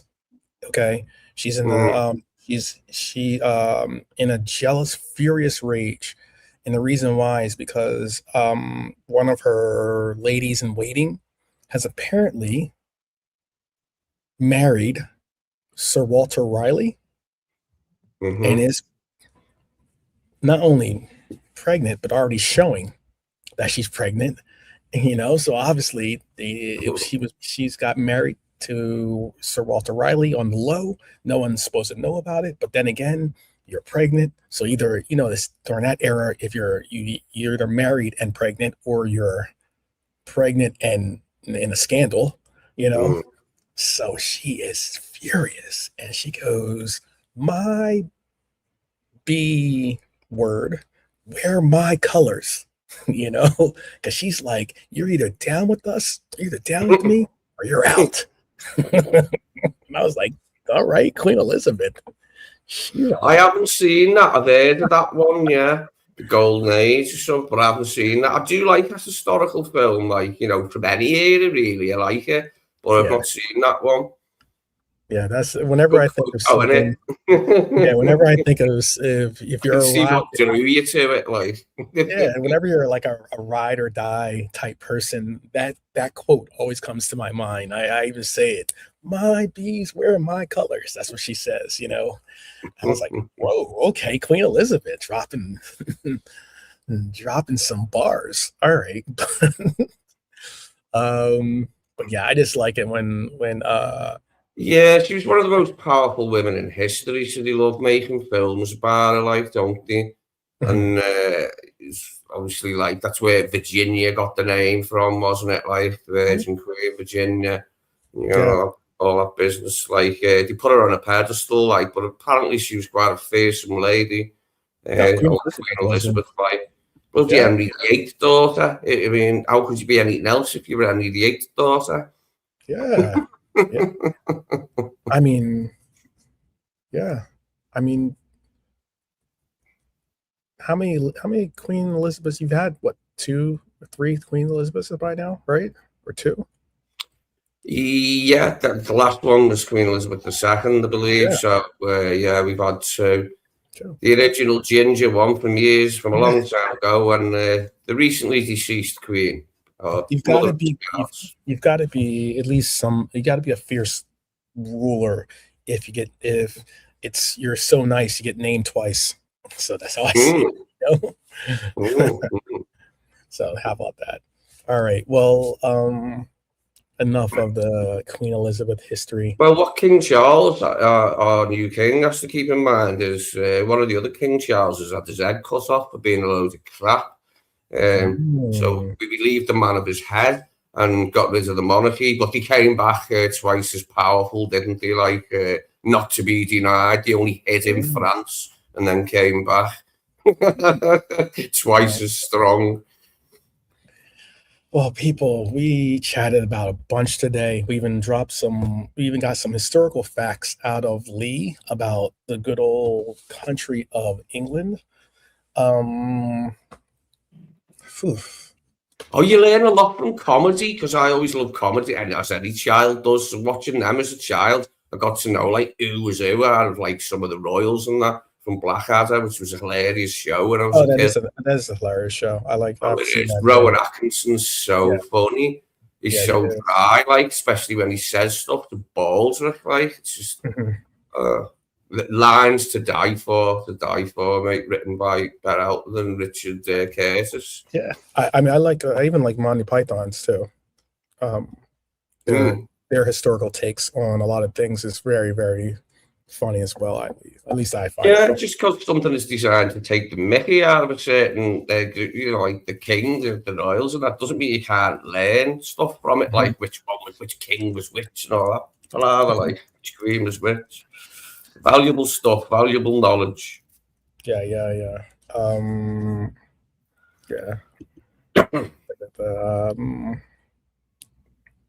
What was it? There was another. I'm trying to think if there was another show called like the Upstart Crow. I don't think his name or something. Or Oh yeah, Upstart Crow, and he's Shakespeare, isn't he? David Mitchell. yeah. Yeah, I've seen a couple of episodes. It weren't bad, but it didn't compel me to go on watching more episodes after watching a few. It was all right, it was okay. Upstart Crow. I like the language, the Shakespearean language. It makes me laugh and that, especially when they're being mean to somebody, like in those sort of like elongated ways of speaking that we had years ago. Like some of it just sounds dead funny. Okay. Yeah, some of it's funny. I can't think of. I watched Little Britain, and I also watch. That's not historical, but that's just funny. Oh, that's so funny. So I've looked on like ones on YouTube, like, and like some foreign people saying, "Oh, it's too like mad." Do you know what I mean? Like, but some foreign people like it and buzz off it. I thought it was dead funny anyway. Like, really made me laugh. Yeah, there's I've only seen like one episode of this show called is like a Peep Show or something like that. It's called. Yeah, that's a good one. I found that Is that good? hilarious. Yeah, keep on watching that. You'll laugh at that. Peep Show, David Mitchell and Robert Webb. They didn't write it; they just starred in it. But Okay. it's funny. Oh, it's a great. Yeah, do yourself a favor and investigate more of that Peep Show. Funny show. Funny show. I'll try to watch a little more of it, but I like Faulty Towers and stuff like that too. Crazy stuff. Anyways, back to what we were saying. I was just going to wrap up the show here. Is there anything you like to say? Is there any predictions that you maybe have for this upcoming game? There's the upcoming games today are Portugal versus Croatia and Switzerland versus Algeria. Who do you got winning those games, Lee? I think Portugal will get the better of Croatia. The other one's less certain to me. Algeria, Switzerland. I'll probably go with the Swiss, though. I think the Swiss have got some good players and not a bad team. See how they go. But Algeria's not bad either. Similarly, they've got some good players. So, yeah, I'd go for Portugal, though, definitely in the Portugal-Croatia one, I think. I think they will eventually, over time, overcome Croatia. Well, there's surprisingly 3 teams, I want to say, or maybe more. Let me double check. There's 3 teams left from Africa still capable of making it to the round of 16. Morocco is the only African country that's there now, but there are 3 other teams. Cape Verde, surprise team of the World Cup so far. One of the biggest surprises, I would say, probably. Egypt. It's going to be Egypt and Algeria, and I've already put in my bracket. Unfortunately, I didn't get my bracket in time to be a part of JK's bracket, but I did get my bracket in for the ESPN knockout bracket challenge. Only got I got 2 or 3 different brackets, but I don't know. It's going to be interesting to see what African teams make it to the next level. I had Morocco going on. I don't have. This is going to be controversial. I don't want to get upset King Salah, but I do have Australia beating Egypt. So we'll see. I might be wrong though. Who knows? Controversial as it is. Yeah, and for those other games, if you want to know my picks for those games, I would have Portugal winning. You know what's interesting about that too? I was talking real quick. I know I'm kind of on a sidetrack on it, but I was talking to some people about the possibility of. I don't know if Portugal. I'm just double checking to make sure Portugal can even make it into there. Where is Portugal in this thing? Because you know how the Simpsons can. Yeah, they are. They're at the top. So you know how the Simpsons. This is just a real quick conversation. The Simpsons can sometimes predict the future. Have you ever seen that? I'm aware of it happening. So For what is instance, they've predicted Donald Trump. They've predicted like different occurrences in sports and the likes. They're all satirical style, and they're just making fun of it and they're saying things that'll never probably happen, but all the same. The Simpsons, in a Simpsons episode, had Mexico versus Portugal in the finals. They had it in the World Cup final, and there's still two teams that are very much in it. I don't want to. Unfortunately, you know what? If USA, I think USA, yes, USA and Mexico could, I believe. I think we can. Yes, USA and Mexico will be able to play in the final if we get that far. If it's a USA versus Mexico final.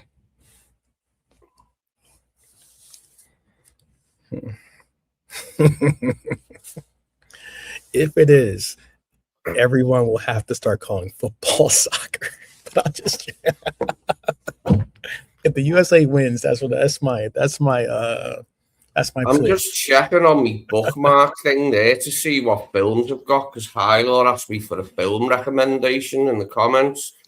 Have you seen the newest Alien one, Hylor? Alien Romulus.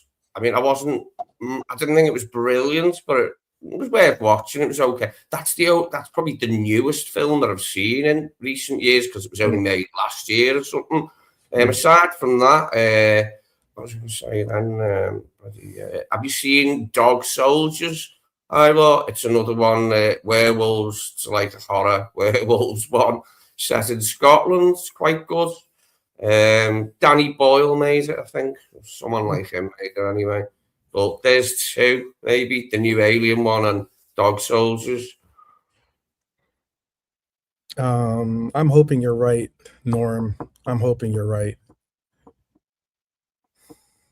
The sheer fact that we lost Balogun is a significant blow, but then again, I still think that I have confidence in Ricardo Pepi, and I'm backing him to go out there and put in a performance in his absence. It also means we'll see maybe a little bit more of Timothy Weah, and other players maybe having to chip in a little bit more than they have so far. But yeah, I'm telling you, I'm just saying, if US wins the World Cup, it will be you will see the ultimate crash out. There will be a bigger crash out than I would like to see the streaks, like afterwards, like, and after celebrations, to see how America does it up, like, upon winning the World Cup. That'd be interesting to see. I think it'll be massive. It will be massive. I'm not going to lie. If Mexico won the World Cup, it would be a big, not, it would be, put it this way, if Mexico won the World Cup, it would not only be big in Mexico, it would be big in America. There would be people celebrating the streets of America too, I'm sure. As opposed to if USA won, there's no one celebrating in Mexico. So, have you seen Hot Fuzz, High Laws, a comedy one, Simon Pegg, where he's a policeman? That's quite a funny one. Like, it's from a while ago. Timothy Dalton's in it as well. Used to be James Bond. He plays a good role. He's fun. He's like the police chief or police commissioner. Yeah, I'm struggling to think of it. Like new films, as I say, the newest film I've watched in a long time was that Alien Romulus. I wasn't overly keen on it, if I'm honest. I don't think I'd even recommend it to you, Alien Romulus. Although others may disagree and do, because I got a reply of somebody yesterday saying Alien Romulus is a good film, whatever you say. So that's all right.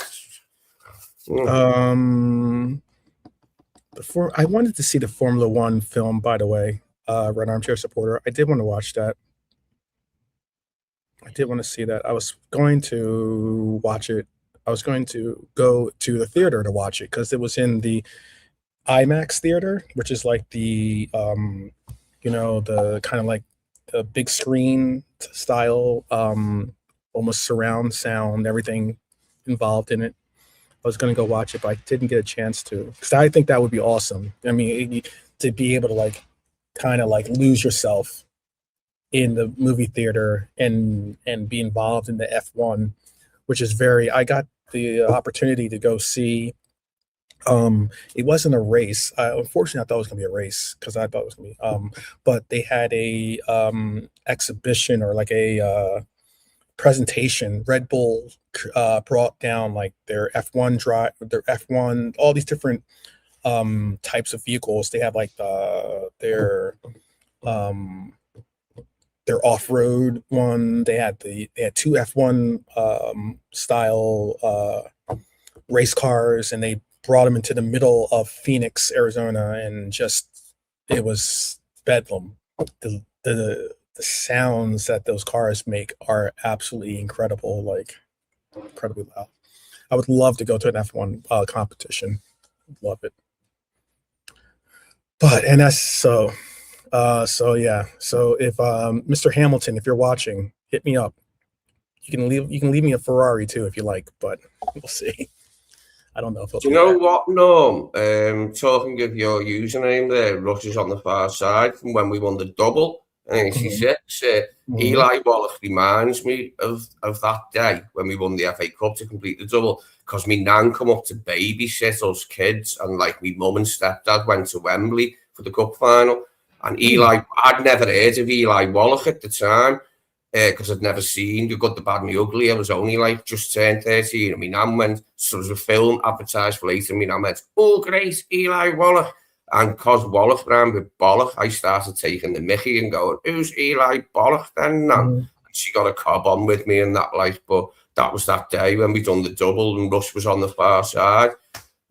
God bless me Nana Peggy, for putting up with me making fun of Eli Wallach's name because it rhymed with it's just only a mild expletive, that, isn't it? Like, you know what I mean? Yeah, I think Pulisic could have, should have, maybe, but did not make the move. He did play for Jurgen Klopp, by the way, and I know Klopp was fond of him. I'll tell you a player that I wouldn't mind seeing. I think that fits the trying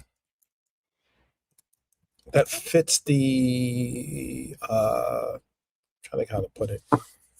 That fits the character or the style of player that Liverpool are often associated with.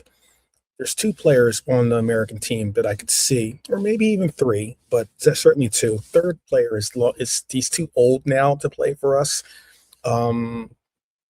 He did play for Fulham, so I don't want to hear that he can't play in the league. I think that Ream is a good player, by the way. That's the far off one. I think he's a solid center half. He gives me he gives me like trying to think of who I would compare him to. He's just a solid player. But if there was two players that I would think about pursuing, would be either Tyler Adams, or even this is not a starter, but this is maybe someone that could play as he would want to be a starter, obviously. But he's a player that I think that could serve as certainly as a squad player for us. And that would be Weston McKennie. I think both of those players are very, very good. I think both of them could. I think Tyler Adams could be someone that we could certainly value at. We could value at the roles that they play. Tyler Adams is a very, very underrated player. Playing at Bournemouth is a talented player enough that he brings a lot of leadership, and he brings a lot of like heart and grit to the game. I like his hustle, and I like his commitment to the game. So well, Adams done well for Iraola at Bournemouth, didn't he? And Kenny's he's been linked with us before, McKennie, actually, wasn't he? There was a link with McKennie a while back, like we were linked with him. Dating back to Klopp's time, if I can remember rightly. Like, I'd go as far as to say Tyler Adams might have we might have gone for Tyler Adams had he not gotten injured. Because I think he was playing for Leeds, I want to say, at the time. And I think he got injured for Leeds before making that move. Because he was going to, and there was, I thought, a rumor that he was going to join Liverpool, but he ended up like getting a move to Chelsea or something. And then that fell apart. That fell apart. And then he ended up going to Bournemouth as or something along those lines, I think, or something. You know how Chelsea does. Chelsea tries to steal every player at the last minute when it comes to, these players. But I think they're good players. What are you guys saying? Ream the Dream. Okay, I got you. Tim Ream is a consistent player. I mean, considering how old he is too, he's still putting. I mean, he's the captain of the U.S. men's national team currently, and he's still doing service in that back line. Consistent. I'm not saying he's like some world stopper. Very much. He's like he would be like if Nat Phillips was like playing in his 30s. How about that? Nah, I love myself, Nat Phillips. Mad hard, mad consistent. Nothing great, but still. I remember his dad played against us at Wembley for Bolton in the League Cup final in '95. Jimmy Phillips. Okay. Jimmy Phillips, yeah, Nat Phillips' dad. Good day. McAteer was playing for Bolton, but we won the McManaman final, it's known as, because he scored both goals, and one of them was an absolute gem. Norm's saying he would take Tyler Adams. He says Red Arm Chip supporter says yes. Iraola is getting a tune out of Adams, or got a tune out of Adams. He wouldn't be against it. The injuries held his back his career. Absolutely, Red Arm Chip supporter. Links. There were links when he was at Leeds, and let's see. Let's see. I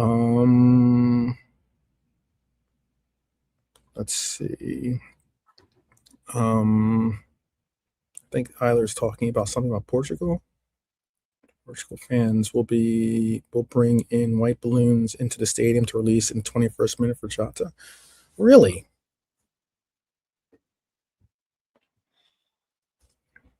Really? I don't know how I feel about that, to be honest with you. Just if you want to know the truth, I don't think that's a good idea. Yeah, he's like a 7 out of 10. He is no better than a 7 out of 10, but he's always a consistent 7 out of 10, Tim Ream. You might be wondering why I'm not all for the balloons thing. Let me see if I can find where it was. Fiasco.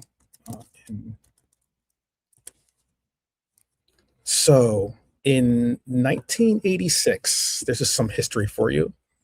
Okay, and see if let's see if I know that I'll wait for Lee to hear this because he might be interested in some of this. But in 1986, in the town of Cleveland, Cleveland is it's not the heart of rock and roll, by the way. Cleveland is not the heart of rock and roll. I'm going to make sure everyone understands that. Philadelphia is the heart of rock and roll. Get that out. But the Hall of Fame, the Rock and Roll Hall of Fame is in Cleveland. They had to have something, I guess. Anyway, Cleveland in 1986 held a thing called Balloon Fest 86. And what Balloon Fest was they were trying to set the world record for releasing balloons into the air. Now, it was a public stunt, obviously. They're going to have a lot more balloons than will be released in Jata's efforts, because I think the record is like over 1 million balloons or something like that. Okay. However, because they released the balloons went up, and then they started messing, like, as in there was so many balloons that it was messing with, like, it shut down airports. It caused, like, there are balloons that were like falling into the ocean, or not to the ocean, into the lakes and the rivers there, and it was causing pollution. Like, what comes up must come down, you know? So it was pretty bad, the what happened, and that was all from releasing all these balloons. That's whenever I hear someone's going to do like something like that, that's what comes to mind. I don't know. It's a pretty crazy story because it was again, it's not that long ago. 1986 is not that long ago. I know it sounds like it is. It's 40 years. I get that. Oh, mate, that makes me feel old. To think that I was old enough to think of like a pun on Eli Wallach's name. And like, I'd only been a teenager for a few days. So, you know, he could barely call me a teenager at that point. I'd been 13 for about like 5 days or something when the FA Cup final was on. But I was old enough to think of that, like, to do me nan's head in. Hey, another thing that reminds me of that day is the Queen song, I Want to Break Free, because it was used for a petrol advert for Esso, and that was on in the adverts, like, of the cup final, which I only threw the VHS tape away recently. I kept it all these years, even though I haven't got a VCR no more. I kept the VHS tape of the cup final of that day for years, with Rush on the far side, being part of the commentary. Loved it, mate. What a great day. It is a great day. Yeah, if you get a chance, Google that story. It's an interesting story. They were hyped in Cleveland. They had like over 1 million balloons. They set them up into the air. Like I said, great idea. But 1 million balloons, they got to come down somewhere. And yeah, you know, those balloons, they end up, end up in the waters, and fish end up eating the balloons and all this other stuff. And it's like, you know, and then it gets in the air, and then you can't. It can be mistaken for spaceships, like the one Jesse Marcel said was the Roswell spaceship, bloody weather balloon. Wasn't convinced by that, mate.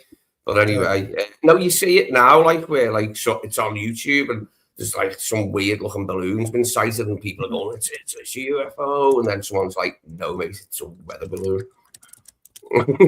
Yeah, they are doing some other thing. They are doing some other thing for Jata too. I did hear like they're doing some other type of like I believe they're going to do something else for Jata as well. They did obviously the wristbands. They're going to do something with, like, I want to say with some type of like memorial for him. They're going to announce I know that we've installed a permanent memorial at Anfield for him, right? Mm-hmm. I think it's permanent now, which I think is fantastic. But yeah, they're going to do some really meaningful things.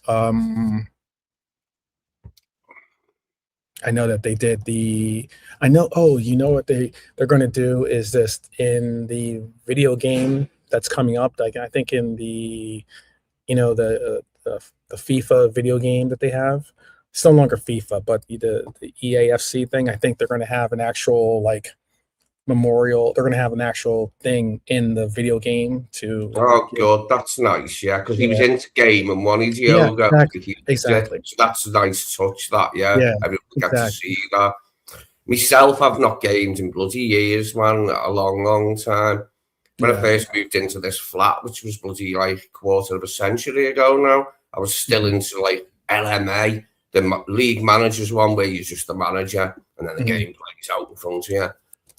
2001, 2002 season, that was the last time I played any type of game regularly of any nature, even them. I used to be into fighting games as well, like whatever, Mortal Kombat, was the Terminator versus RoboCop was more like a platform game, was into all that jazz.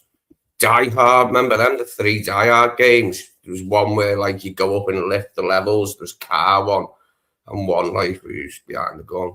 Great time, great games. Yeah, they said that to honor his passion for the game, every player received a free Ultimate Team Tifo pack, blah blah blah, featuring his jersey from both Wolves, Porto, and Liverpool, alongside a playable, memorable.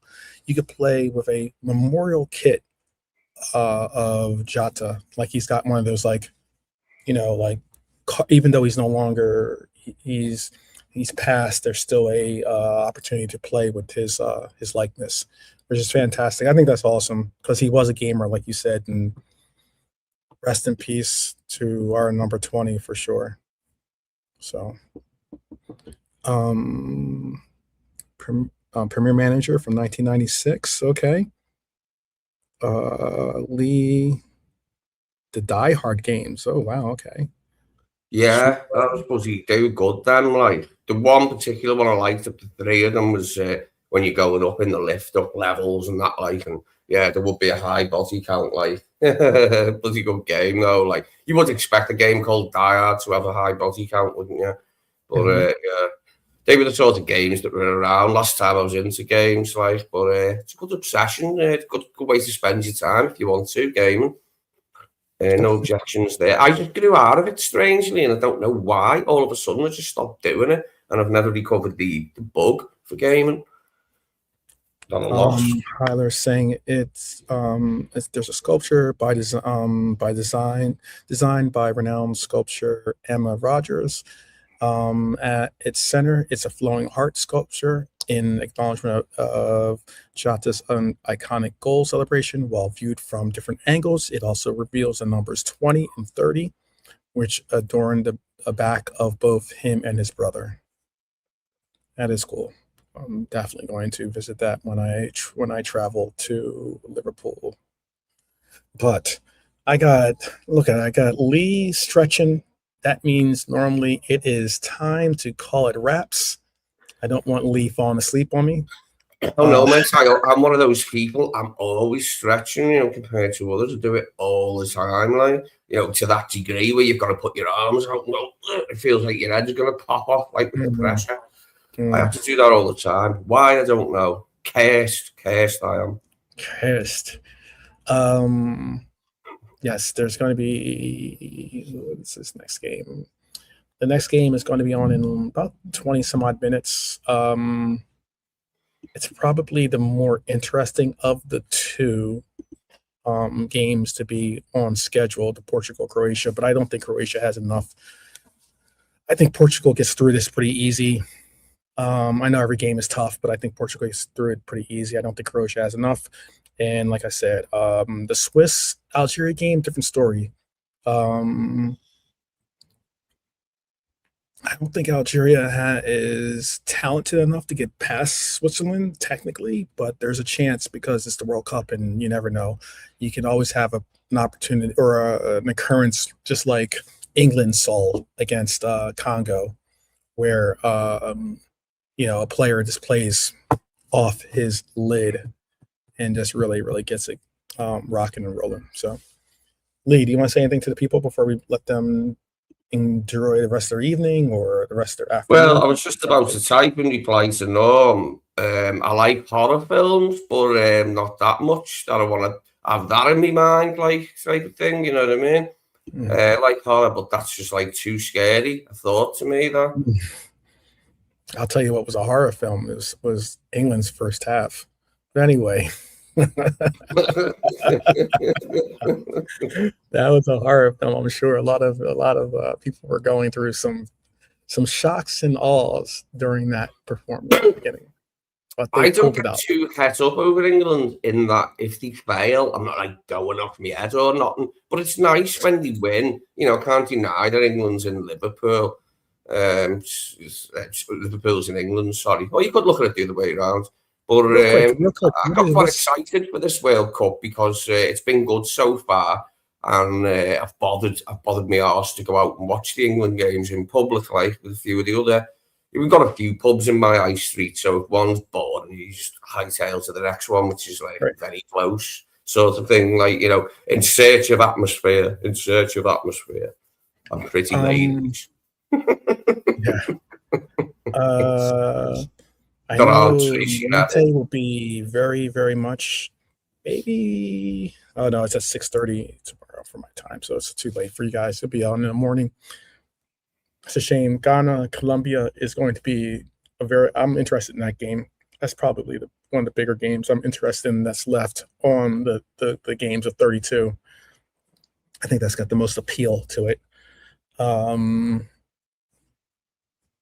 Yeah, and Australia, Egypt. I'm interested in that game too. So, I mean, now at this stage, I'm interested in all of them. Like, because you know, you can potentially play anybody, like more or less, or you know, within reason. So you've got to keep your eye on all the games, like see who's doing what.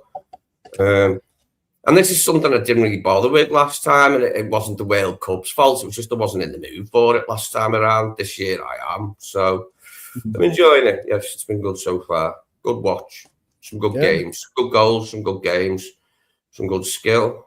What you want? Yeah, Kane, top player, but my God, he gets away with stuff. Yeah, I mean, your choice is him or Ollie Watkins. Is that who you want to? I mean, Ollie Watkins. I heard he's about to get a move. Actually, I'll tell you who he's going to get a move to. Give me a second.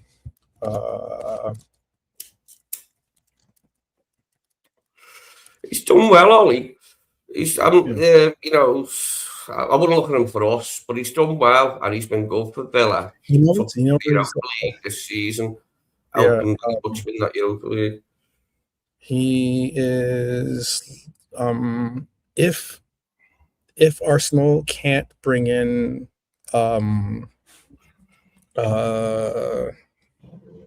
Alvarez from Madrid, Arsenal is looking to possibly bring in Ollie Watkins and Fenerbahce, right? The Turkish team is heavily looking at trying to bring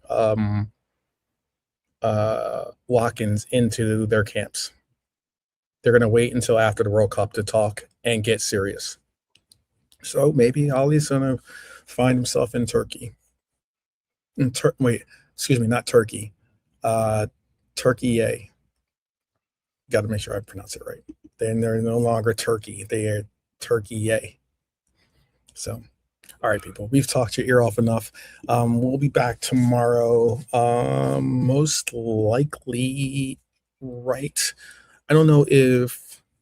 Are you going to be around to do maybe we'll do a watch along maybe or something Yeah, I'll be around. Yeah. Okay. The game that's on tomorrow, because I will be watching that Australia-Egypt game. If you want to watch the Australia-Egypt game, see King Salah, see if he can get his team into historic measures. I think that will be the deepest Egypt has ever gotten in the World Cup, right? Possibly. I think he can set. So yeah, they haven't gone far. They haven't Yeah. gone far after so if they get further, that'll be the quarter-final, and I know for a fact they haven't been there before. So yeah, it'll be their best ever showing if they reach the quarter-finals, won't it? Yeah. So Australia. Oh no, sorry, it's not the last 16. Next 16. Next up in it. Yeah, then the quarters. I think that's even this. Isn't the 16 the quarters, and then the semis is the 8, isn't it? No, quarters is last 8, isn't it? So round of 16 is one. Yeah, one from the quarters. Quarterfinals, then semifinals. You're right. Yeah, it's a new thing, and with the World Cup, we've never had so many teams competing before. So in the past, after you went past one stage, you would, as far as I remember, it reached the quarterfinal. Yeah. But yeah, I think even getting to the round of 16 would be the first time for Egypt. I think though, because not many African teams have gone deep into the World Cup when it comes. Do you know what, mate? What I never knew is when they first won AFCON, they were called United Arab Republic or some shit. Like they were called Egypt then. Because you look at it, who's won AFCON, and for the first and the next one they competed in, they weren't called Egypt, they were called United Arab something or other. Was the thing that surprised me. That I've never heard of that. It's kind of. Apparently, there were some Syrians in the squad in their first AFCON, but they didn't play. Why Syrians were in the Egypt squad, I don't know. But it was some pan-Arab palaver that was going on politically in those days. I'm trying not to. I'll do my best. I'm trying to do my best not to comment because it's political and it's silly. Yeah. It's like you're. I'd never heard of it. Like it was a new one on me. Yeah. But all right, people, we will after the show, after we go backstage, I will talk to Lee to see if he's interested in doing a watch along for the Australia-Egypt game. Maybe we'll do something like that since we can't do the Colombia-Ghana game. I would love to do that game, but that game is on. I'm trying to think of what time it would be. That game is on like at 4 a.m, I think, for you or something. You'd have to do what I do in America here to watch Liverpool games. Oh no, I'm very often up at that time, so I'm very often up at that time. Well, maybe, my sleeping hours are never set, like, so I'm very often up at that time.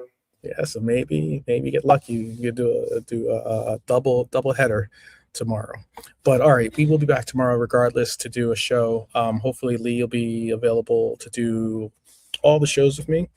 And hopefully you'll be there to participate as well. I appreciate Norm, Lee, Red Armchair Supporter, Hylor, all that joined us in the chat, and whether you're just chilling or not. And I hope to see you guys tomorrow. You want to say goodbye? Yeah, bye everyone. Cheers for taking part. Cheers for your contributions. See you tomorrow. Yeah, cheers. Okay, people. See you tomorrow. And we, as always, say up the Reds each and every time. See ya.